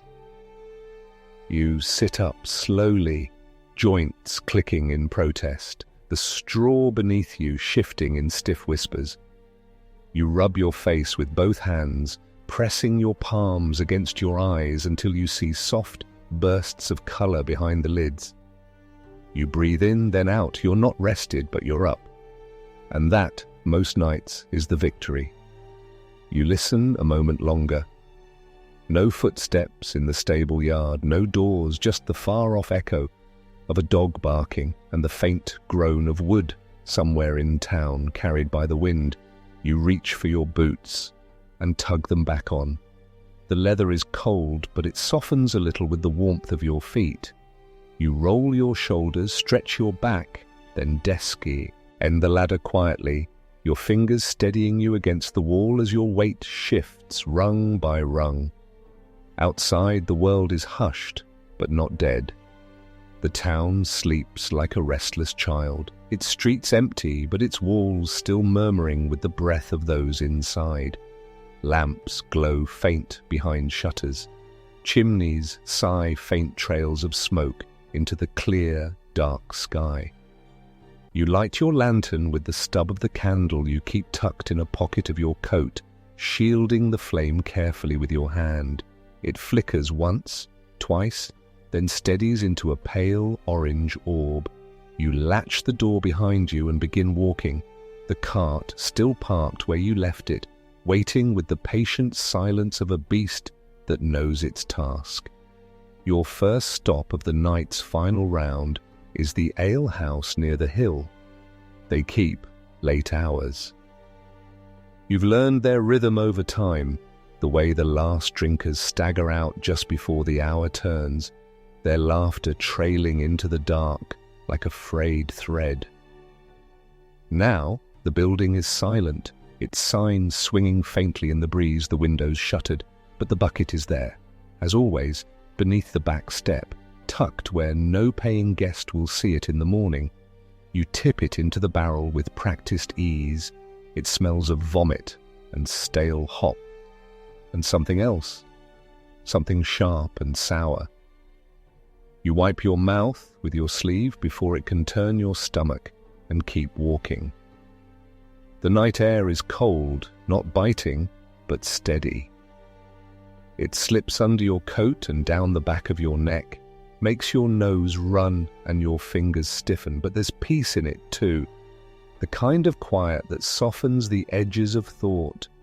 No one speaks at this hour. No one gestures or stares or asks what you're carrying. The night doesn't judge. It just watches.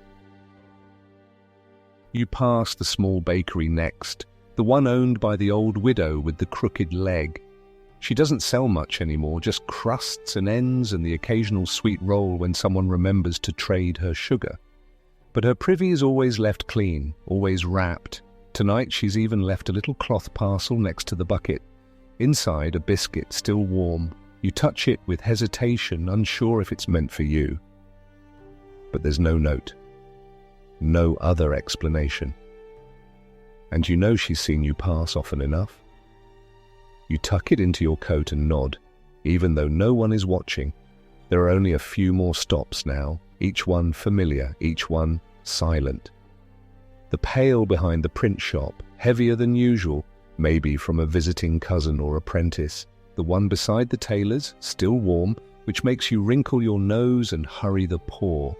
The lidded tin outside the schoolmaster's rear door, always lined with ash to keep the smell down. Each addition to your barrel is small, but together they build again that heavy slosh, that awkward weight you know you'll have to carry once more to the trench before you sleep. You don't rush. There's no reason. No one waits for you to finish. No one checks the hour or times your return. Your work begins and ends only when your body decides it can carry no more. And right now you're close. Close to that edge again. The muscles in your arms ache. The curve of your spine protests every bend. And your breath comes in clouds now, thin and sharp.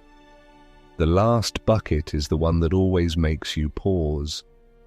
The old doctor's house, The one with the ivy-covered porch and the crooked iron fence. He doesn't live there anymore. Passed a year ago, slipped away one night without a sound. But the house still holds guests. Strangers mostly, travelers who don't know what you do. But the new keeper, a lean man with hands like wire, still leaves the bucket for you. Twice a week. No charge, no thanks, just duty. You nod as you lift it, and as always, it's heavier than it looks. You add it to the barrel and turn toward the pit. The walk there is lonelier this time. The sky is blacker now, the stars sharper. Your lantern throws a longer shadow. The trees whisper louder in the breeze, their branches like bones, clacking against one another in slow conversation. You don't fear them. The night holds no ghosts for you. You've carried worse things than that. At the trench, you work fast. The cold makes your fingers fumble, and you nearly lose your grip on the barrel's handle. But you hold steady, pouring each load in with a grim patience. The stench rises, thick and choking, but you lean away and breathe through your teeth until the task is done. The last of it slides out with a gurgle, and you seal the barrel again, tying it shut, not out of need, but from habit. You don't linger. The dark out here is too heavy. You shoulder the cart and walk back the way you came, your body a map of aches, your mind already slipping into the rhythm of quiet steps and cooling air. You pass no one. You see no faces, just doors and fences, and lanterns burned to the stub.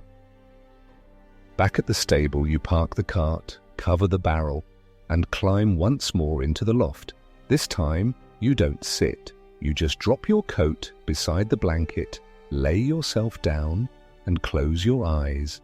And in the quiet hush of your body's retreat, there is no shame, only breath.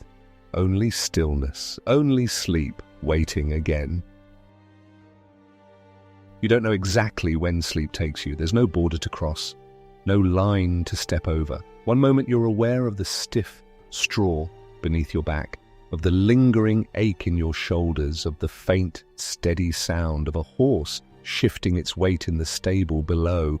The next, you're somewhere deeper, not gone entirely, but released enough that your breathing slows, and the weight of your limbs no longer pulls you into the earth. You are suspended there, in the half-shadow of sleep, where memory and imagination blur, where nothing is quite whole, but everything feels more familiar. In that space, the smell fades. Not entirely, it never does, but it recedes enough that your mind can drift past it. The barrel is no longer behind you, the cart is no longer at your side. Your hands forget the shape of the rope that cuts into your palms. Instead, your thoughts are filled with water. Cool, clear, slow-moving water. A stream you once sat beside as a boy, your feet bare and skimming the surface, a crust of bread in your lap, and your uncle whistling behind you while he sharpened his knife on a flat stone. You haven't seen that place in years. You're not sure if it still exists, but in the hush of this dream, it returns whole. Your hands are clean in the dream. No grime beneath your nails. No streaks of dirt or old sores along your knuckles. Your nails are whole, not split from cold and repetition. You lift one to your face, marveling at how strange it feels to see them smooth again. You rub your fingers together and there is no sting, no crack in the skin, just warmth. You sigh, and the sound is soft, like the breeze passing over the stream. Then, as dreams always do, it shifts. The sound of water is replaced by the creak of wood, familiar and too close. The sky overhead darkens and the stream bed turns to cobblestone. Your bare feet step forward without asking your pee. Mission. And now you're in the alley beside the cooper's yard again. The pail waits at your feet, the same one you've lifted 100 times. But this time, it's different. The lid is off. You can see inside, and there's no waste, no slop, no stink. Just a candle burning low and slow, its flame steady despite the wind that dances all around it. You crouch, not because you want to, but because you must. And as you do, you feel your fingers curl around the base of the candle, lifting it into the dark like it matters, like it's showing you something. You wake with your hand half lifted. Your fingers close around nothing but air. The straw crinkles beneath your palm. The candle is gone. The loft is real again. The night hasn't moved much since you fell asleep.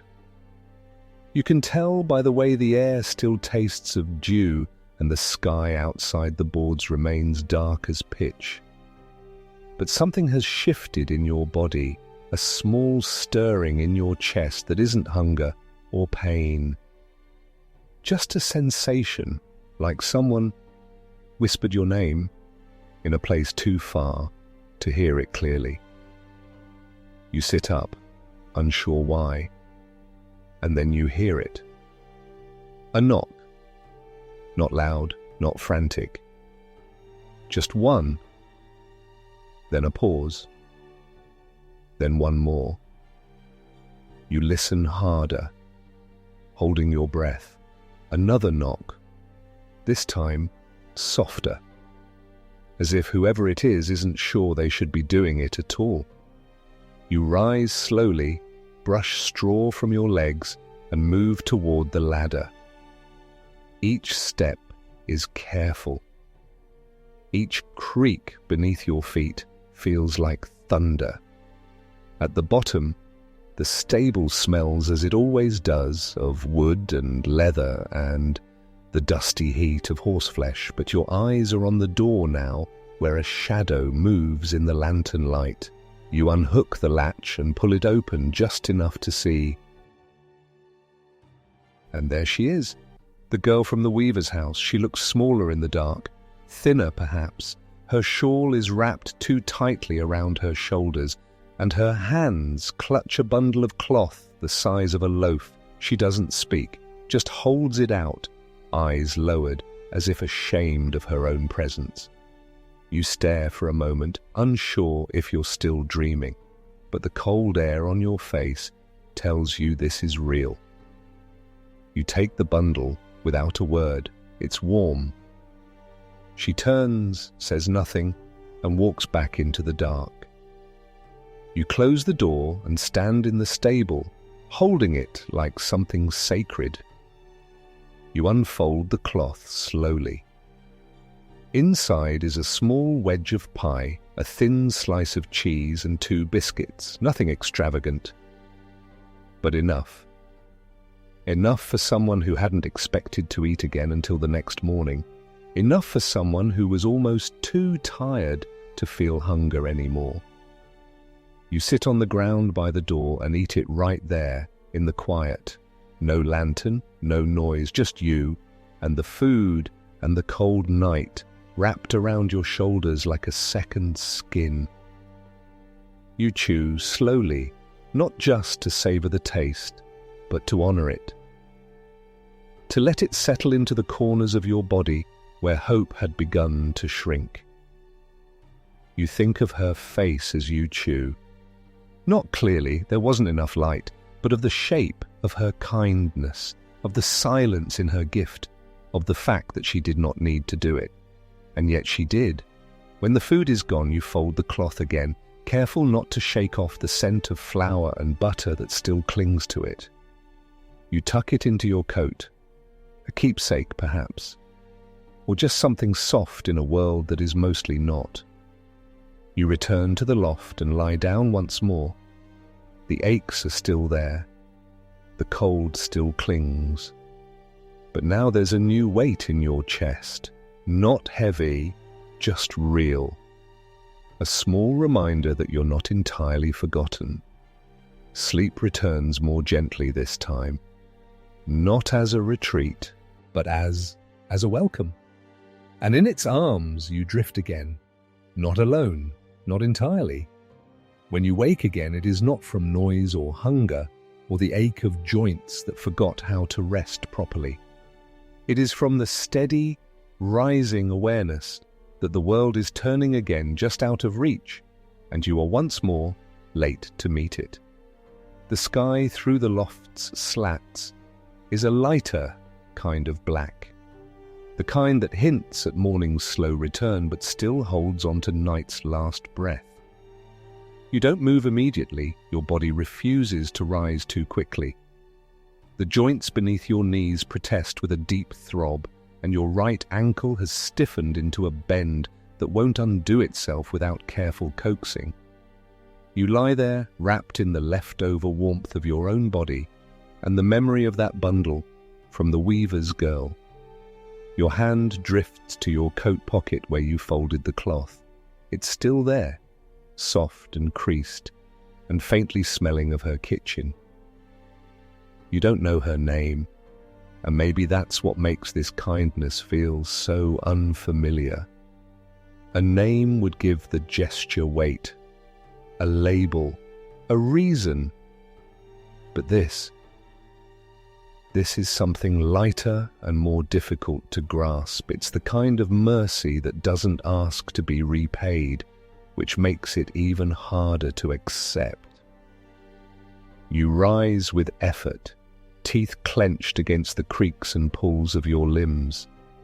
The straw clings to your coat. You brush it off out of habit, though you know the day will put it right back. At the edge of the loft, the ladder greets your feet with a cold bite. You descend slower than usual, half expecting your ankle to give, but it holds, tender but obedient. Below, the stable is quiet. The horses are still sleeping or pretending to. You nod to the gelding in the corner stall and unlatch the door to step out into the cool hush of early dawn. The air smells of ash and damp soil. The fires have gone out in most hearths, and the world is caught in that breathless pause before anyone dares relight them. Your own breath escapes in small clouds as you move toward the cart. It waits with the same patience it always shows, one wheel resting slightly off-kilter from the loose stone beneath it. You adjust it with your foot before checking the barrel, still tied shut from your last round. You won't need it full until later. Morning runs are lighter, slower, sometimes skipped altogether if the weather threatens or if the townsfolk grow too proud to acknowledge they still need you. But not today. You can feel it in the air, the rhythm of a town beginning to stir, the shape of footsteps about to begin. You fetch the empty buckets from beside the stable wall, stack them in the corner of the cart, and wrap the harness around your chest again.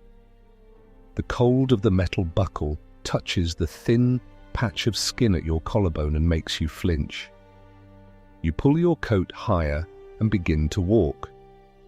Your route this morning winds through the narrower lanes, the ones where the buildings lean too close together, and the smell of smoke and stew always seems to linger in the gaps between windows. You know who leaves their pails out early.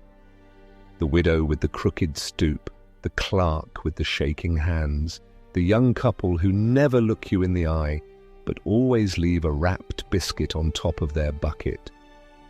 Each stop is familiar, rehearsed, and managed without thought, until you reach the weaver's house. The shutter is open, not wide, just enough to let in air, and suggest that someone inside is already moving. You don't slow your pace, but your eyes linger a little longer than they should. You don't expect another gift. That would be too much, too soon. But something about that open shutter presses against your ribs, like a breath euphorgy. Out to let out.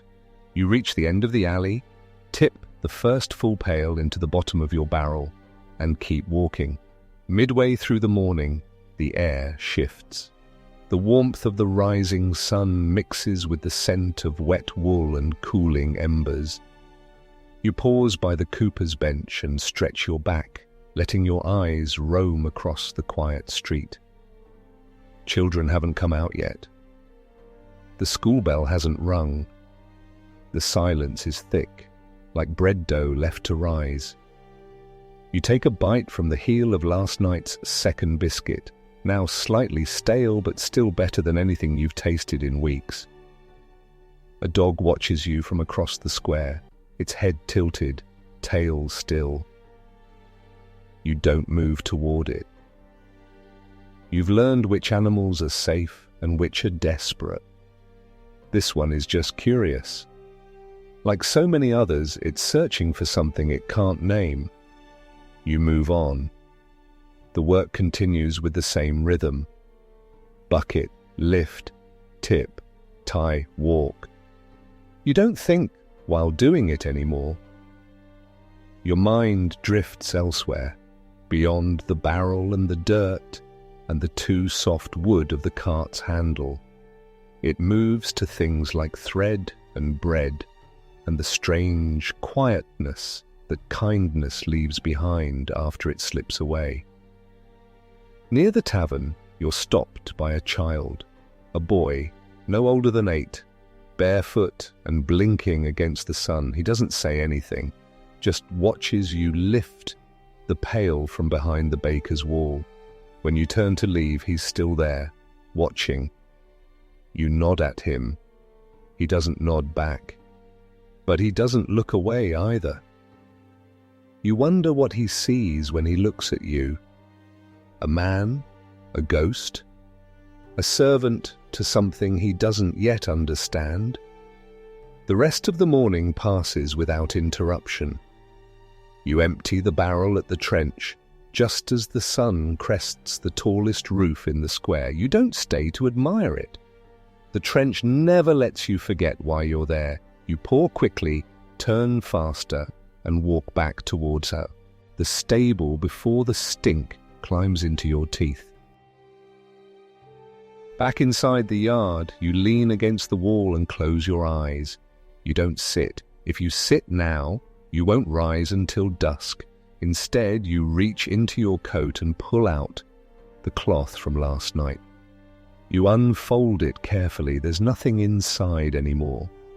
Just a faint smudge of berry from the pie, and a small fine thread still clinging to the edge.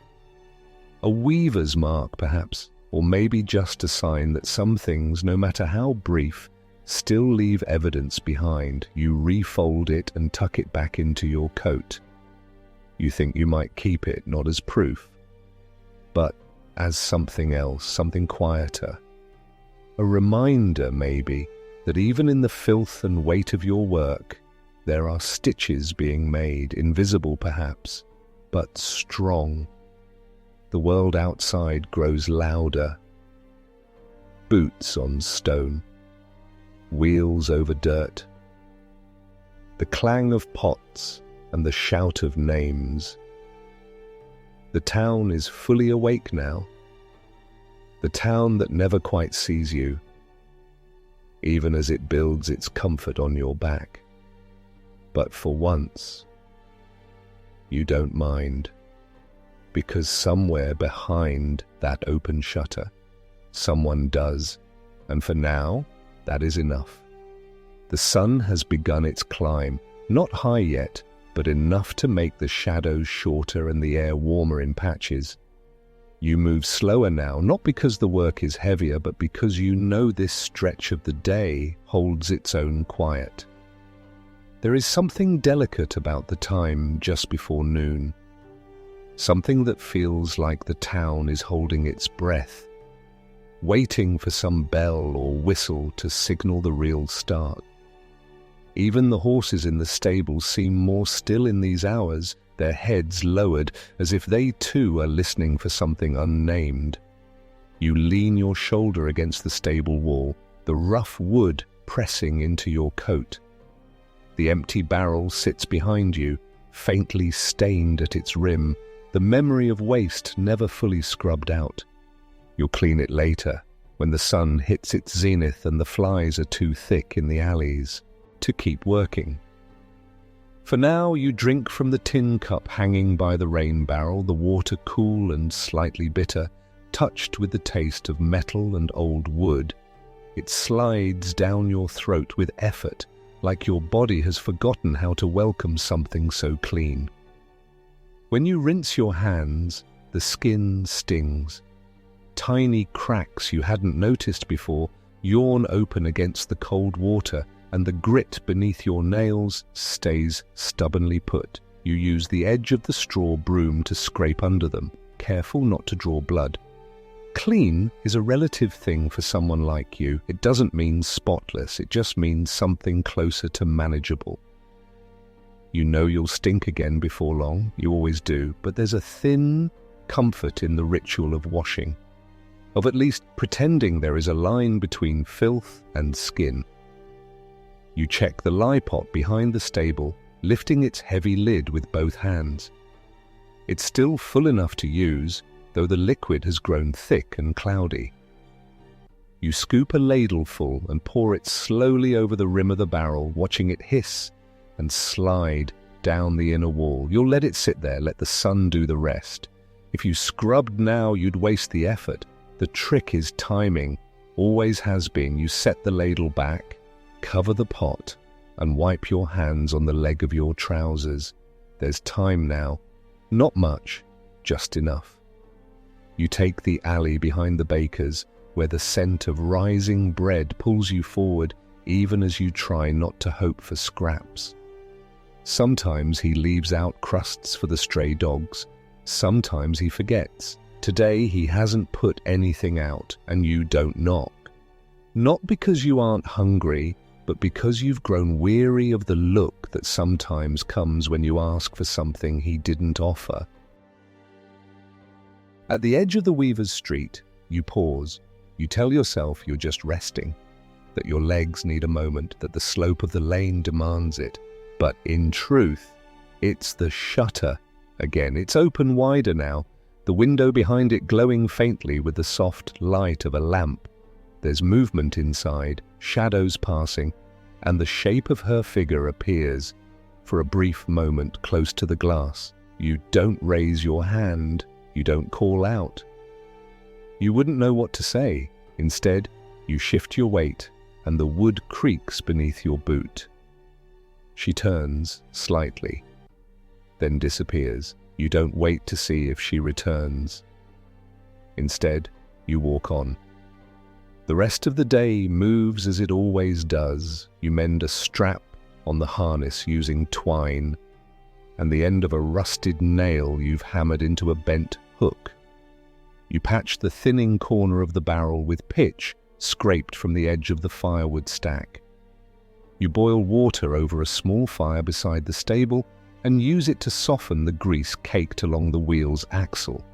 These aren't chores you enjoy, but they fill the time, and in filling the time, they keep you from sinking. By mid-afternoon, the sun is sharp and the air carries the scent of sap and horse sweat and the iron tang of things burning somewhere unseen. You lie in the loft again, not to sleep, but to escape the heat. The boards are warm beneath your back, and your coat hangs beside you like a body laid to rest. You pick at a splinter that has worked its way into your palm, and wonder how long it's been there. When you tug it free, a thin line of blood rises in its place. You suck it clean, press your thumb over it, and let your thoughts drift again. You remember your mother's fingers, how they used to stitch at the hem of your trousers by firelight, how she never looked up while she worked, but always seemed to know when you were watching. She had a way of sewing that made the world feel smaller, as if every prick of the needle bound things back together that otherwise might fall apart. You think of her now, not with sadness, but with that quiet ache that lives just beneath memory. She is too far gone to call back, but not far enough to forget. The sun begins to lower. You hear the voices of children running past the stable, their laughter rising and falling like waves. You don't look out. You've learned to let those sounds pass through you without trying to hold on to them. Joy like that doesn't belong to you, but you listen all the same. You listen until the voices fade. When the heat breaks and the shadows stretch long again, you rise. There is still work to do. You step into the street with your cart, lighter now, emptied and scrubbed, and are ready for another round. The wind has shifted. There's a sharpness in it that speaks of the changing season. Soon, the nights will be colder. Soon, the water in the barrel will freeze, if left too long. Soon, the work will slow, not because people need you less, but because they grow more silent in winter.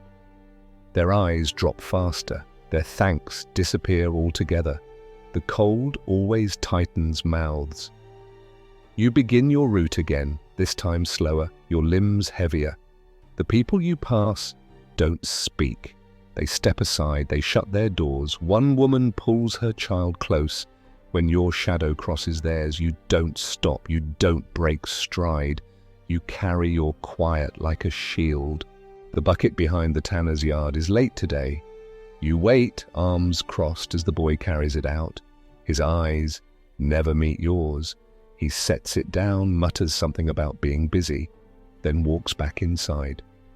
You tip it, wash the rim with water from your pouch, and move on. The light fades. Lamps bloom again across the rooftops. You reach the weaver's house just as the last edge of the sun disappears. Her door is open this time. Just a crack. You don't stop. But you see a candle flicker inside. And for a moment it feels as if the street itself has changed, as if it is no longer just a path between walls, but a space that remembers you. You finish your round without speaking to another soul. By the time you return, the moon has risen. You wash your hands again, scrub your nails, clean the ladle. You fold the cloth she gave you and place it beneath your blanket. And when you lie down, the loft no longer feels quite so empty. You close your eyes and rest, because tomorrow you will rise again. And someone, somewhere, might leave a window open. The wind had picked up sometime during the night. Not fierce, not wild, just steady enough to slip through the gaps in the wood and wrap itself around your ribs like a cold ribbon. You woke twice to its touch, not startled, just shifted from sleep to awareness and back again, each time sinking deeper, like a stone drawn gently downward in a still pool. When morning finally broke, it came without ceremony. No burst of sun through the slats, no chorus of birdsong, just the grey softness of a sky weighed down by clouds and the distant knock of a shutter that had come loose in the night. You sat up slowly, your body speaking its usual language of complaint. The ache in your lower back had settled into something familiar, almost expected now, like a bruise you no longer remember earning. Your fingers, stiff and dry, curled around the edge of the blanket, and you lay still a moment longer, listening. The town had not yet woken fully. The horses below were quiet, the creak of their stalls barely audible beneath the hush of wind pressing against the stable walls. You reached for the cloth again, that same folded square the weaver girl had wrapped her food in days before. It rested beneath your blanket like a small vow kept in silence. You didn't unfold it this time, just touched it lightly, your fingertips grazing the weave. It had softened with handling, edges frayed a little. You imagined how she'd folded it. Not rushed, not careless. Maybe she'd pressed her fingers along each crease, smoothing it the way you remember your mother once did with your winter shirts, when the world still smelled of cinnamon and wool. You rose, dusted yourself off, and stepped carefully down the ladder. The stable air was sharp this morning, damp, like the edge of rain might be waiting just out of sight. You checked the barrel first. It was dry, scrubbed, the faint scent of lye still clinging to the rim. The cart's wheels were tight, the axle silent. You packed the empty pails neatly, adjusted the straps, and stepped outside. The streets were still blue with morning, not yet alive with noise or bustle. The stones beneath your boots were slick with dew, and you moved cautiously, careful not to let your pace outrun your footing. As you walked, the familiar buildings passed by like sleeping beasts, their windows closed, their chimneys yawning smoke as if waking reluctantly. Here and there, a door creaked open, someone stepping out to sweep a stoop or fetch kindling. But no one spoke to you. Not yet. Your presence in these hours belonged to the shadows. The first pail of the day was lighter than expected. You tipped it with one hand, barely needing to steady the barrel. The second was heavier, sloshing as you lifted it, the weight pulling your shoulder down with a familiar strain. You adjusted your stance, poured slow and steady, and wiped your fingers on your coat. The motions were instinct now, muscle memory woven so tightly into your body that your thoughts had room to wander as you worked. They wandered, as they often did now, to the window, the one that had stayed open longer than it needed to, the one with a candle behind it. It wasn't love, that wasn't the word for it. It wasn't even hope, not really. But it was a presence, a thread that now tugged at you gently as you moved through the lanes and alleys, like the echo of a voice you hadn't realized you'd been waiting to hear. You hadn't seen her again. Not clearly. Just the suggestion of her in the way the curtain shifted, or the faint scent of lavender and ash that sometimes rode the wind near her door. Still, it was enough. Enough to walk a little taller, enough to let the morning settle into your bones without feeling like punishment.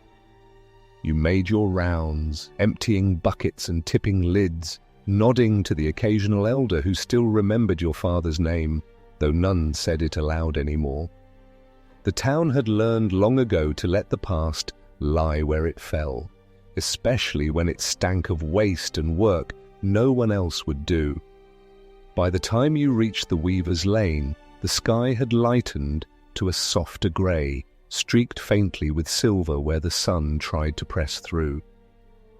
You slowed, not deliberately, but just enough to take in the shape of the house, the slope of the roof, the way the ivy had begun to curl back after its winter retreat.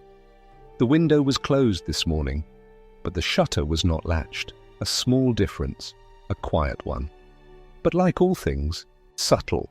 It spoke louder to someone who knew how to listen. You did not stop. You kept walking, but you smiled. It was small, barely a lift of your lips. The kind of smile you didn't feel in your cheeks, only in your chest. It stayed with you through the next few stops, lingered as you cleaned the mouth of a cracked barrel behind the blacksmith's shop, and hummed faintly inside your ribs even as you dumped a sloshing mess into the trench behind the mill. The wind picked up again toward midday. It carried the smell of salt, strange and sudden, as if the sea had breathed inland. You looked up and saw gulls overhead, cutting through the sky like torn cloth.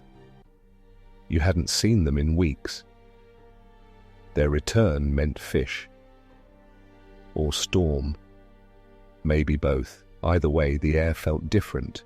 Tense, but not unfriendly. Just bracing, like a hand gripping your shoulder, reminding you that the world was still moving.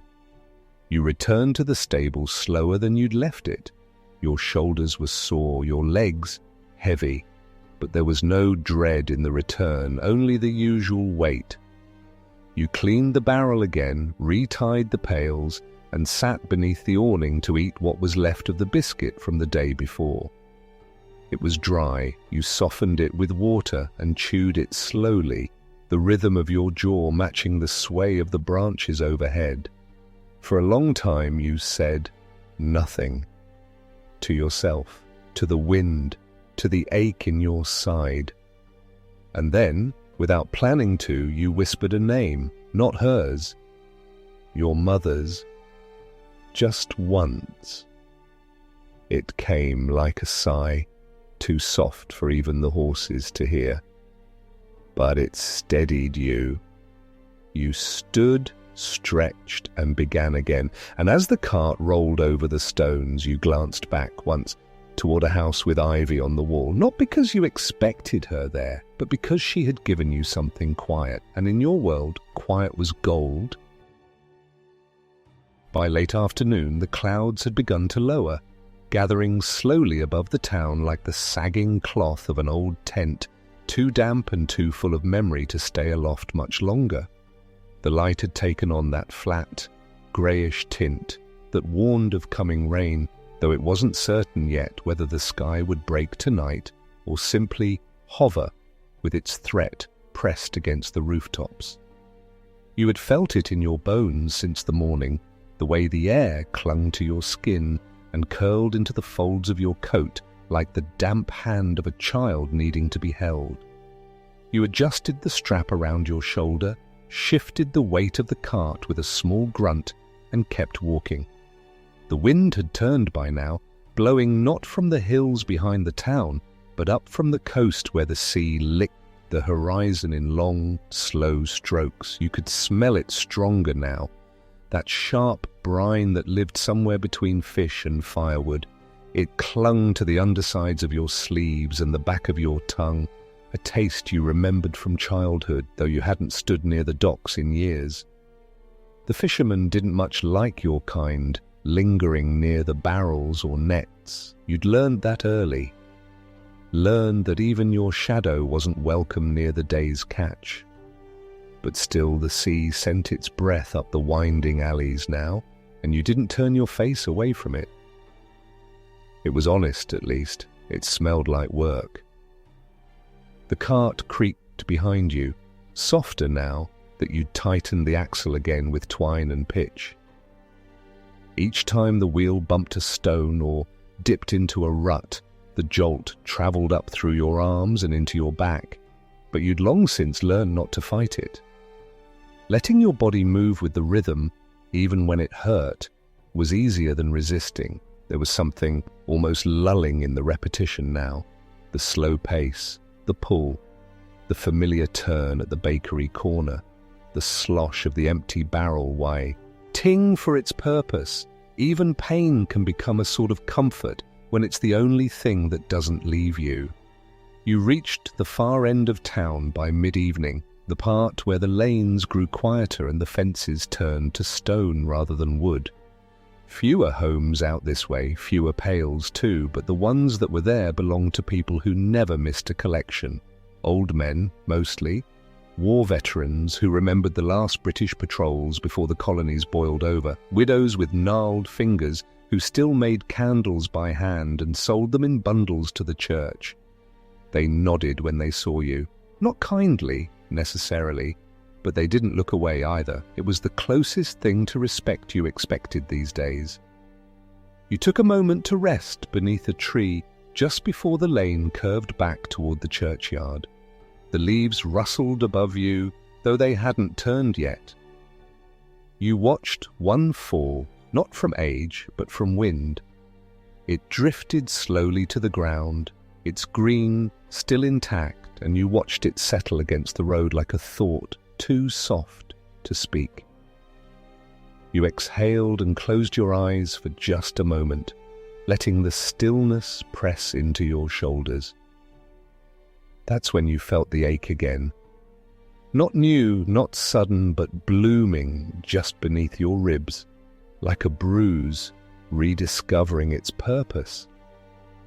You shifted against it, stretched your back, tried to roll your shoulders. Nothing helped. The ache had returned to remind you that you were not made of straw and lie and work alone. You were still a man, still breakable, still here. The bell from the church tower rang out once, low and solitary. Not a call to prayer, just the hour. You stood, brushed the dirt from your coat, and turned your cart back toward the heart of the town. The wind pushed against your chest now, and the first drops of rain kissed your cheek like secrets you didn't ask for. You pulled your collar higher and quickened you a pace. By the time you reached the square, the lamps had been lit. Their soft orange glow bled into the damp air like butter melting across bread, thick and slow. The tavern was alive with sound again, though muffled by the closed shutters. Laughter, or something close to it. A chair scraping, the clink of mugs. You passed it without turning your head, your boots slapping against the slick stones, in a rhythm older than memory. As you neared the Weaver's Street, the ache in your side dulled into something warmer. Not relief, exactly, but distraction. You didn't look up this time, not directly. Just let your gaze slide sideways as you passed her window. The shutter was closed as it had been since morning, but there was a flicker of light within. The kind of light that didn't flicker from a fire or stove. A lantern, perhaps, or a candle left burning too long. You didn't stop, but you didn't walk faster either. It was enough. It was always just enough. At the stable, you unloaded the cart with stiff arms and a jaw clenched against the rain now dripping from the eaves above. You covered the barrel, coiled the rope, and wiped your hands on the same corner of your coat you always used. Your fingers were cracked again. You could feel the sting with each pass, but you didn't stop. The sting was proof that your hands still worked, that they still belonged to you. Inside, the loft was dry. You climbed the ladder slowly, one hand gripping the rungs, the other holding your lantern. The light danced across the beams and cast long shadows against the slanted roof. You reached the top, set the lantern down, and lay on your back, not bothering with the blanket yet. The air was warm enough now, and the straw had dried since morning. You stared at the ceiling, at the small spider spinning a web between two nails, its movements precise and patient, like it had all the time in the world. Stand to the rain begin in earnest. It hit the roof like whispered tapping, steady and insistent. You let the sound wash over you, and for the first time that day, your breath came easy. You didn't think of the buckets waiting for you tomorrow.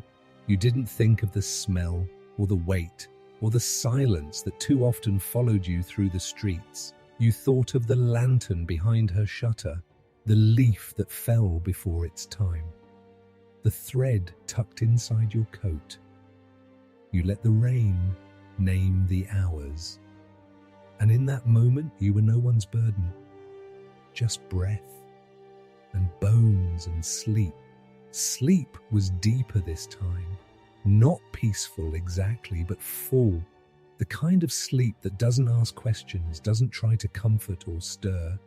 It simply swallows you and holds you under. When you finally surfaced from it, the air had changed again. It was cooler now, touched with the heavy stillness that only comes after a night of rain. The roof above your head had stopped tapping, but the smell of wet wood hung in the beams and straw, like an old blanket left too long in a forgotten chest. You sat up slowly, your shirt clinging to your back, and the ache in your hip blooming again as you shifted your weight. Outside the loft, the world was pale and hushed, washed clean by the downpour.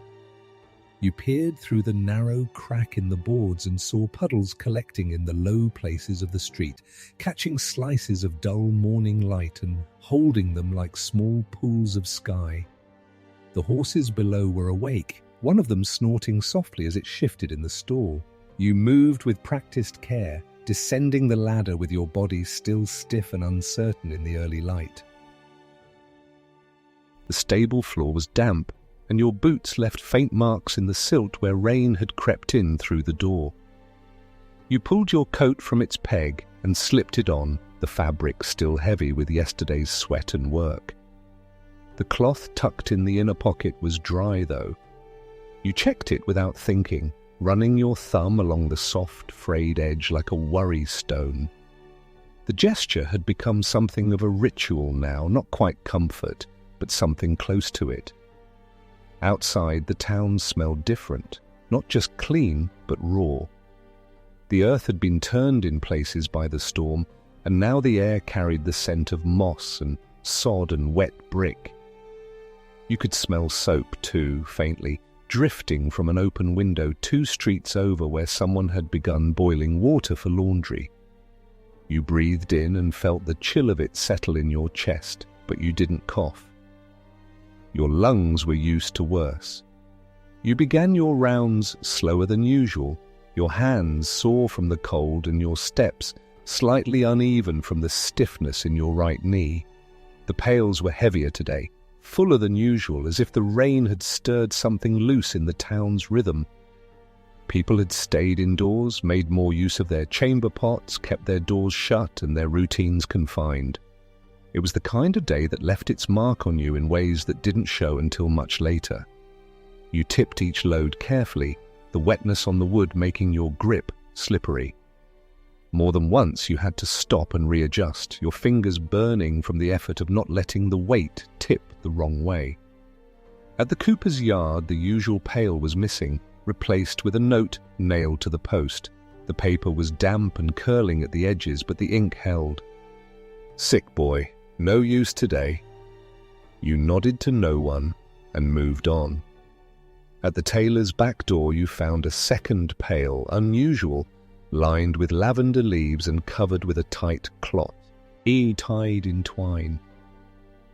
You paused, surprised by the care taken, and then realized the handwriting scrawled on the cloth was not the tailor's. It was too neat, more deliberate. A woman's hand. You touched the knot, but didn't untie it, only lifted it and emptied it as gently as you could.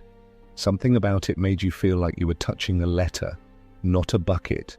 And then, at the alley where the weaver lived, something different again. The shutter was open, not wide, just a sliver. But it was enough. There was no candle this time, no flicker of lantern light. But there was a basket, small, plain, resting at the edge of the stoop where the rain hadn't reached. Inside it, wrapped in oilcloth, was a heel of bread, a slice of hard cheese, and a folded scrap of paper weighted with a smooth, flat stone. You stopped walking. You looked around, slowly. No one in the alley. No sound except for the slow dripping of water from the eaves. You set down the cart's handle and knelt beside the basket, your hands hovering for a moment as if afraid to disturb what had been so carefully placed. You picked up the stone first, thumbed its worn edge, and then unfolded the paper. The writing was small but clear. "I see you," it said. No name, no flourish. Just 3 words.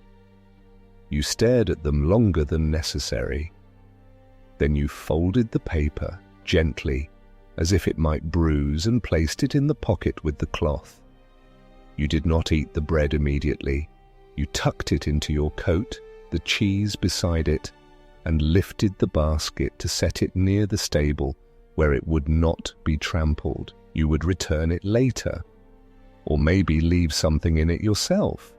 You hadn't decided.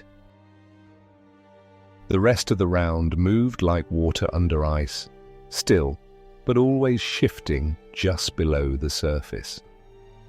Your thoughts wandered back to the note, the curve of the handwriting, the impossible weight of a phrase that most men never hear, let alone from someone who didn't have to speak at all. You didn't smile this time. You didn't need to. There was something steadier than joy growing inside your chest. Something slower. You finished late. The trench behind the mill was deeper now, rain having softened the earth and left the bottom thick with mud. You had to tread carefully, your boots sucking at the ground with each step as you dumped the last load.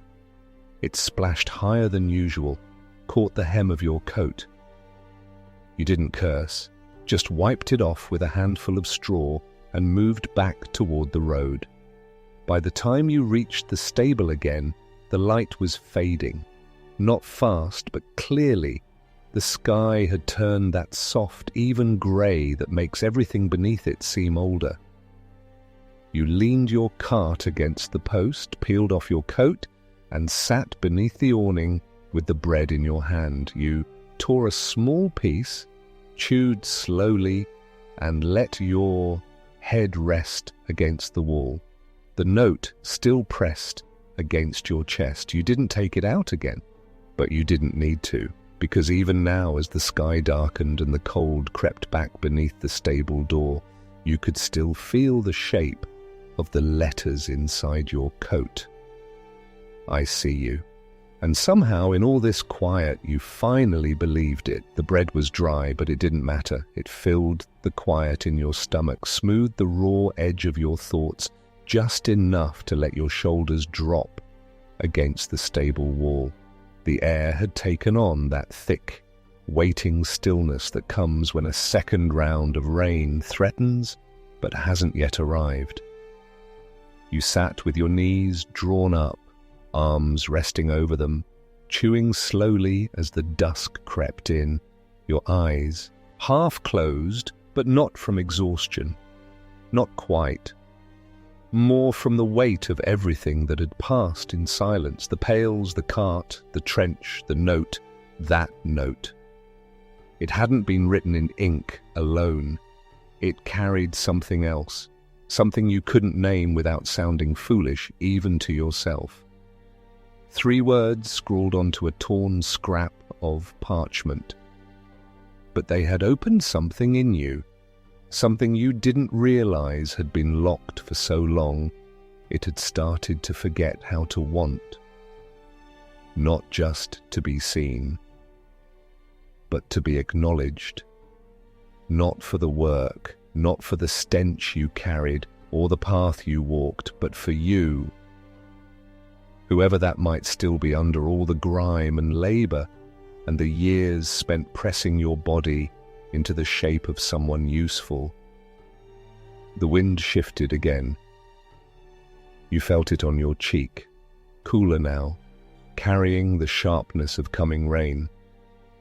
You rose, brushed the crumbs from your lap, and moved inside. The stable smelled of hay and old sweat and wet wood. Familiar. Close. You fed the horses a bit of leftover grain, not because it was your duty, but because the sound of them chewing broke up the silence just enough to make you feel less alone. Up in the loft, you lit your lantern, watching the flame catch and curl behind the cloudy glass. Its glow painted the beams above you in warm amber tones, chasing the last of the grey light from the corners. You hung it on the nail by your bedroll, its weight familiar in your fingers, then unwrapped the cloth in your pocket. Not the note. The other one. The one she'd given you days ago, when the cold still clung to the earth. You smoothed it across your knees, your thumb brushing the edge that had begun to unravel from too much handling. You'd been carrying it like a talisman, but tonight it felt like something more, like a promise folded in linen. You thought about returning the basket. You should. It wasn't yours, and you didn't want her to think you expected it to be. But a part of you held back, uncertain, not of her kindness, but of your right to step closer, What if the gesture was meant to stay small? What if the note was not a doorway, but a gentle full stop? Still, even as your body began to ease into rest, even as the ache in your spine softened beneath the straw, and the lantern hummed beside you, your thoughts refused to quiet. You turned the note over in your mind again and again, not reading the words, but feeling the weight of their intent. You tried to picture her face in full, but the image blurred around the edges. What you remembered was her shawl, the curve of her knuckles as she handed you the bundle, the way she never asked for thanks. You slept, eventually. Not hard, but deep enough to forget your name for a little while.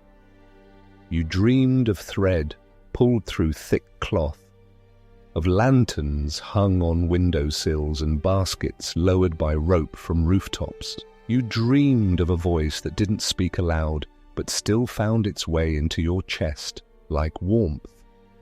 When you woke, the light outside had turned blue again.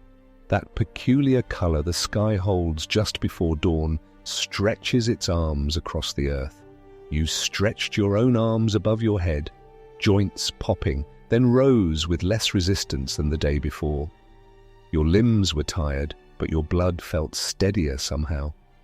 There was no joy in your chest, not that leaping kind that lives in stories, but there was stillness. And that was enough to stand on. You loaded the cart with care, hands more patient now, as if the work didn't press as tightly as it once had. The weight was the same, the pails just as heavy. But something had shifted, not around you, within. When you reached the weaver's lane that morning, the shutter was open again. A candle burned on the sill, small and deliberate, though the day had already begun to rise. There was no basket this time, no note, but that light! It was enough.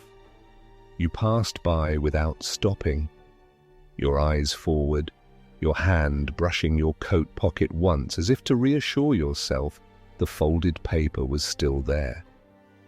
The day passed slowly, but without drag. Each stop felt familiar, not tedious. Even the trench at the end of the route felt less like a grave and more like a necessity, something that had to exist in the shape of this town, just like you. You tipped the last load, rinsed your hands in the stream that had swelled with last night's rain, and turned back toward the stable. As you crossed through the square, a voice called out behind you. Not loudly, not demanding, just a small shape of sound that caught your name in it. You turned slowly, unsure. She was there, not at her window, not behind a shutter, but standing, shawl drawn over her shoulders, a basket on her arm. She didn't smile, not with her mouth, but her eyes held something softer, something that felt like the echo of the note. You didn't move toward her. Not right away. You waited. Let the air speak first. She stepped forward and offered the basket without a word. Inside was nothing this time. Empty, waiting. She held it like an invitation. You took it slowly, the space between your fingers brushing hers. It was not a gesture of debt, nor of charity. It was a question, and in your silence you gave an answer. You nodded once gently. She nodded back, then turned, her shawl fluttering in the breeze as she disappeared into the lane.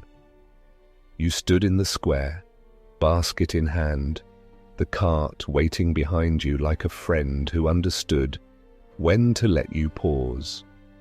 The morning moved around you. People walked past, doors opened, laughter spilled from the tavern porch. But none of it mattered in that moment, because for once you weren't jerked. Passing through this town. You were part of it, even if only by the thread of a basket's handle, even if only by the light of a candle left burning past sunrise. You walked back slowly, not hurrying, the empty basket held steady in your arms. And for the first time in memory, the weight you carried did not belong to waste, or labor, or silence. It belonged to something else entirely. Something just beginning. The basket was light in your hands, but it carried a weight you couldn't quite name. Not a burden, no, but something steadying. It was a weight like the first coat you ever owned that fit your shoulders properly. The kind of thing you forget you've needed until it's finally there. You walked slowly through the lane with it, the handle warm from her fingers, the weave of it still holding the faintest impression of her touch. The cart rattled behind you, content to follow without complaint, its wheels slipping once on the edge of a puddle but righting themselves without fuss. The sky above had cleared in places, letting streaks of sun cut across the slate roofs and glint off window panes still beaded with last night's rain. It caught on the iron hinges of gates and the edges of damp shutters, made the world look temporarily gilded as if some unseen hand had brushed light over everything just to remind the town that beauty hadn't left entirely. You didn't rush. The morning didn't ask you to. Back at the stable, you placed the basket on the ledge inside the door, careful to keep it from the wet floor. You stared at it for a moment longer than necessary, then turned to unhook the harness. The leather was stiff from drying too quickly overnight. You worked it loose with your fingers, humming low to yourself. Something old and tuneless that you'd picked up years ago from a ship's cook who had passed through town and smelled of cardamom and salt. You hadn't thought of that man in ages, but now the memory drifted up like smoke, unbidden and oddly welcome. He had given you bread once too, without asking anything in return. You sat under the awning after, letting your legs stretch out and your back settle into the warm slats of the stable wall. You watched a cat pick its way through the puddles, tail high, eyes half closed against the light. It paused to glance at you before continuing on, as if granting you a moment of acknowledgement, but not enough to risk closeness. You respected that. You knew how to keep distance where it was due. Your thoughts circled gently now, not the sharp stabs of hunger or ache that usually mark this hour, but slower ones, reflective. The note still lived in your pocket, folded and creased from the way you reached for it when the world grew too heavy. You didn't take it out again, just touched it once, a brief pressure over your chest, as if to confirm it was still there. The words didn't need rereading, they had etched themselves somewhere deeper than paper. As the day crept forward, you resumed your work with the same rhythm but a different posture, not taller, not grander, just less small, the kind of shift that others might not notice, but that lives in your bones, like warmth does in wood. The cart felt lighter, the handles less abrasive in your palms. You even caught yourself humming again, this time something softer, a half-remembered lullaby your mother once sang when she thought you were already asleep. The memory didn't sting as much as it used to. The townsfolk were no kinder than before, not openly. But something about your gaze had changed, and in its wake, theirs faltered for a moment longer than usual before turning away. The baker's boy nodded when you passed, though he didn't speak. A woman near the church stoop handed you her pail without flinching this time. Even the dogs gave wider berth, not in fear, but something like reluctant respect. As if the town had caught scent of some shift in your step and wasn't quite sure how to react. By the time you reached the Weaver's Alley again, the sun had lifted higher. The shadows were sharper but less severe. Her window was open now, not just the shutter. Wide enough for breeze to spill out and carry the smell of flax and hot water and something sweet, maybe honey. The light from inside spilled over the sill and pooled on the cobbles like a patch of gold cloth laid out to dry. You paused near the stoop, adjusting the strap on your shoulder. You didn't look up, but you didn't need to. There was no basket today, no note. Just the sound of her loom, a quiet clack thrum that slipped through the window and settled under your ribs like a heartbeat, not your own. You stood there a moment longer, the rhythm of her weaving tethering you in place, then walked on without breaking stride. That sound followed you, though, for half a street or more until the wind pulled it inertly from your ears and gave it back to her. You emptied the last few pails with less effort than you remembered needing. Your muscles still ached, the stink still clung, but the weight had shifted. Even the trench behind the mill, now muddied from yesterday's rain, didn't feel as bleak. You dumped the final bucket, rinsed the rim with water from your flask, and watched the ripples settle in the mire like breath. The cart creaked on the return, as it always did, but somehow the sound no longer echoed. It simply was, like your shadow, like the path you walked. At the stable, the basket still sat where you'd left it, untouched. You picked it up, brushing a stray piece of straw from its rim. Your hands moved without thinking now, their motion calm. You fetched a few odds from the back shelf, nothing grand. A piece of clean cloth from your mother's old trunk, the one you hadn't touched in years. A sliver of soap you'd been saving, wrapped in brown paper, a small, worn thimble you'd found last spring near the edge of the stream, dented but whole. You laid them carefully inside the basket, not as gifts, not as repayment, but as offerings, not for her approval, for presents, for thanks. You carried it at dusk, your feet silent in the lane. You didn't knock, just placed it gently on the stoop, turned, and walked away. Behind you, the loom paused, a breath held in, then resumed, the weft and warp continuing as they always had, and you now woven into the thread. The nights had grown quieter since then, or perhaps your ears had simply learned to hear differently. Where once the wind through the stable rafters had sounded like a warning, now it whispered like a familiar voice too soft to name. You slept more easily these days, not without the aches, not without the cold, but without that thick knot of something unnamed sitting beneath your ribs. It hadn't vanished, it had simply softened, like old rope left to warm beside the hearth. Morning did not arrive with any grand change. The sun still stretched across the floor in its usual tired golden crawl, and the smell of damp straw still met your nostrils as you sat up in the loft. But there was something in the air today, something that felt like the last note of a song you didn't realize had been playing all along. You rose slowly, not from reluctance, but from a kind of reverence, as though this morning needed to be carried carefully. Below, the horses stirred in their stalls, snorting softly as the light reached their eyes. You fed them first, then yourself, nibbling the end of a biscuit left from yesterday's bundle. It had gone stale, but you chewed slowly, letting it break apart in your mouth until it felt like something warm again.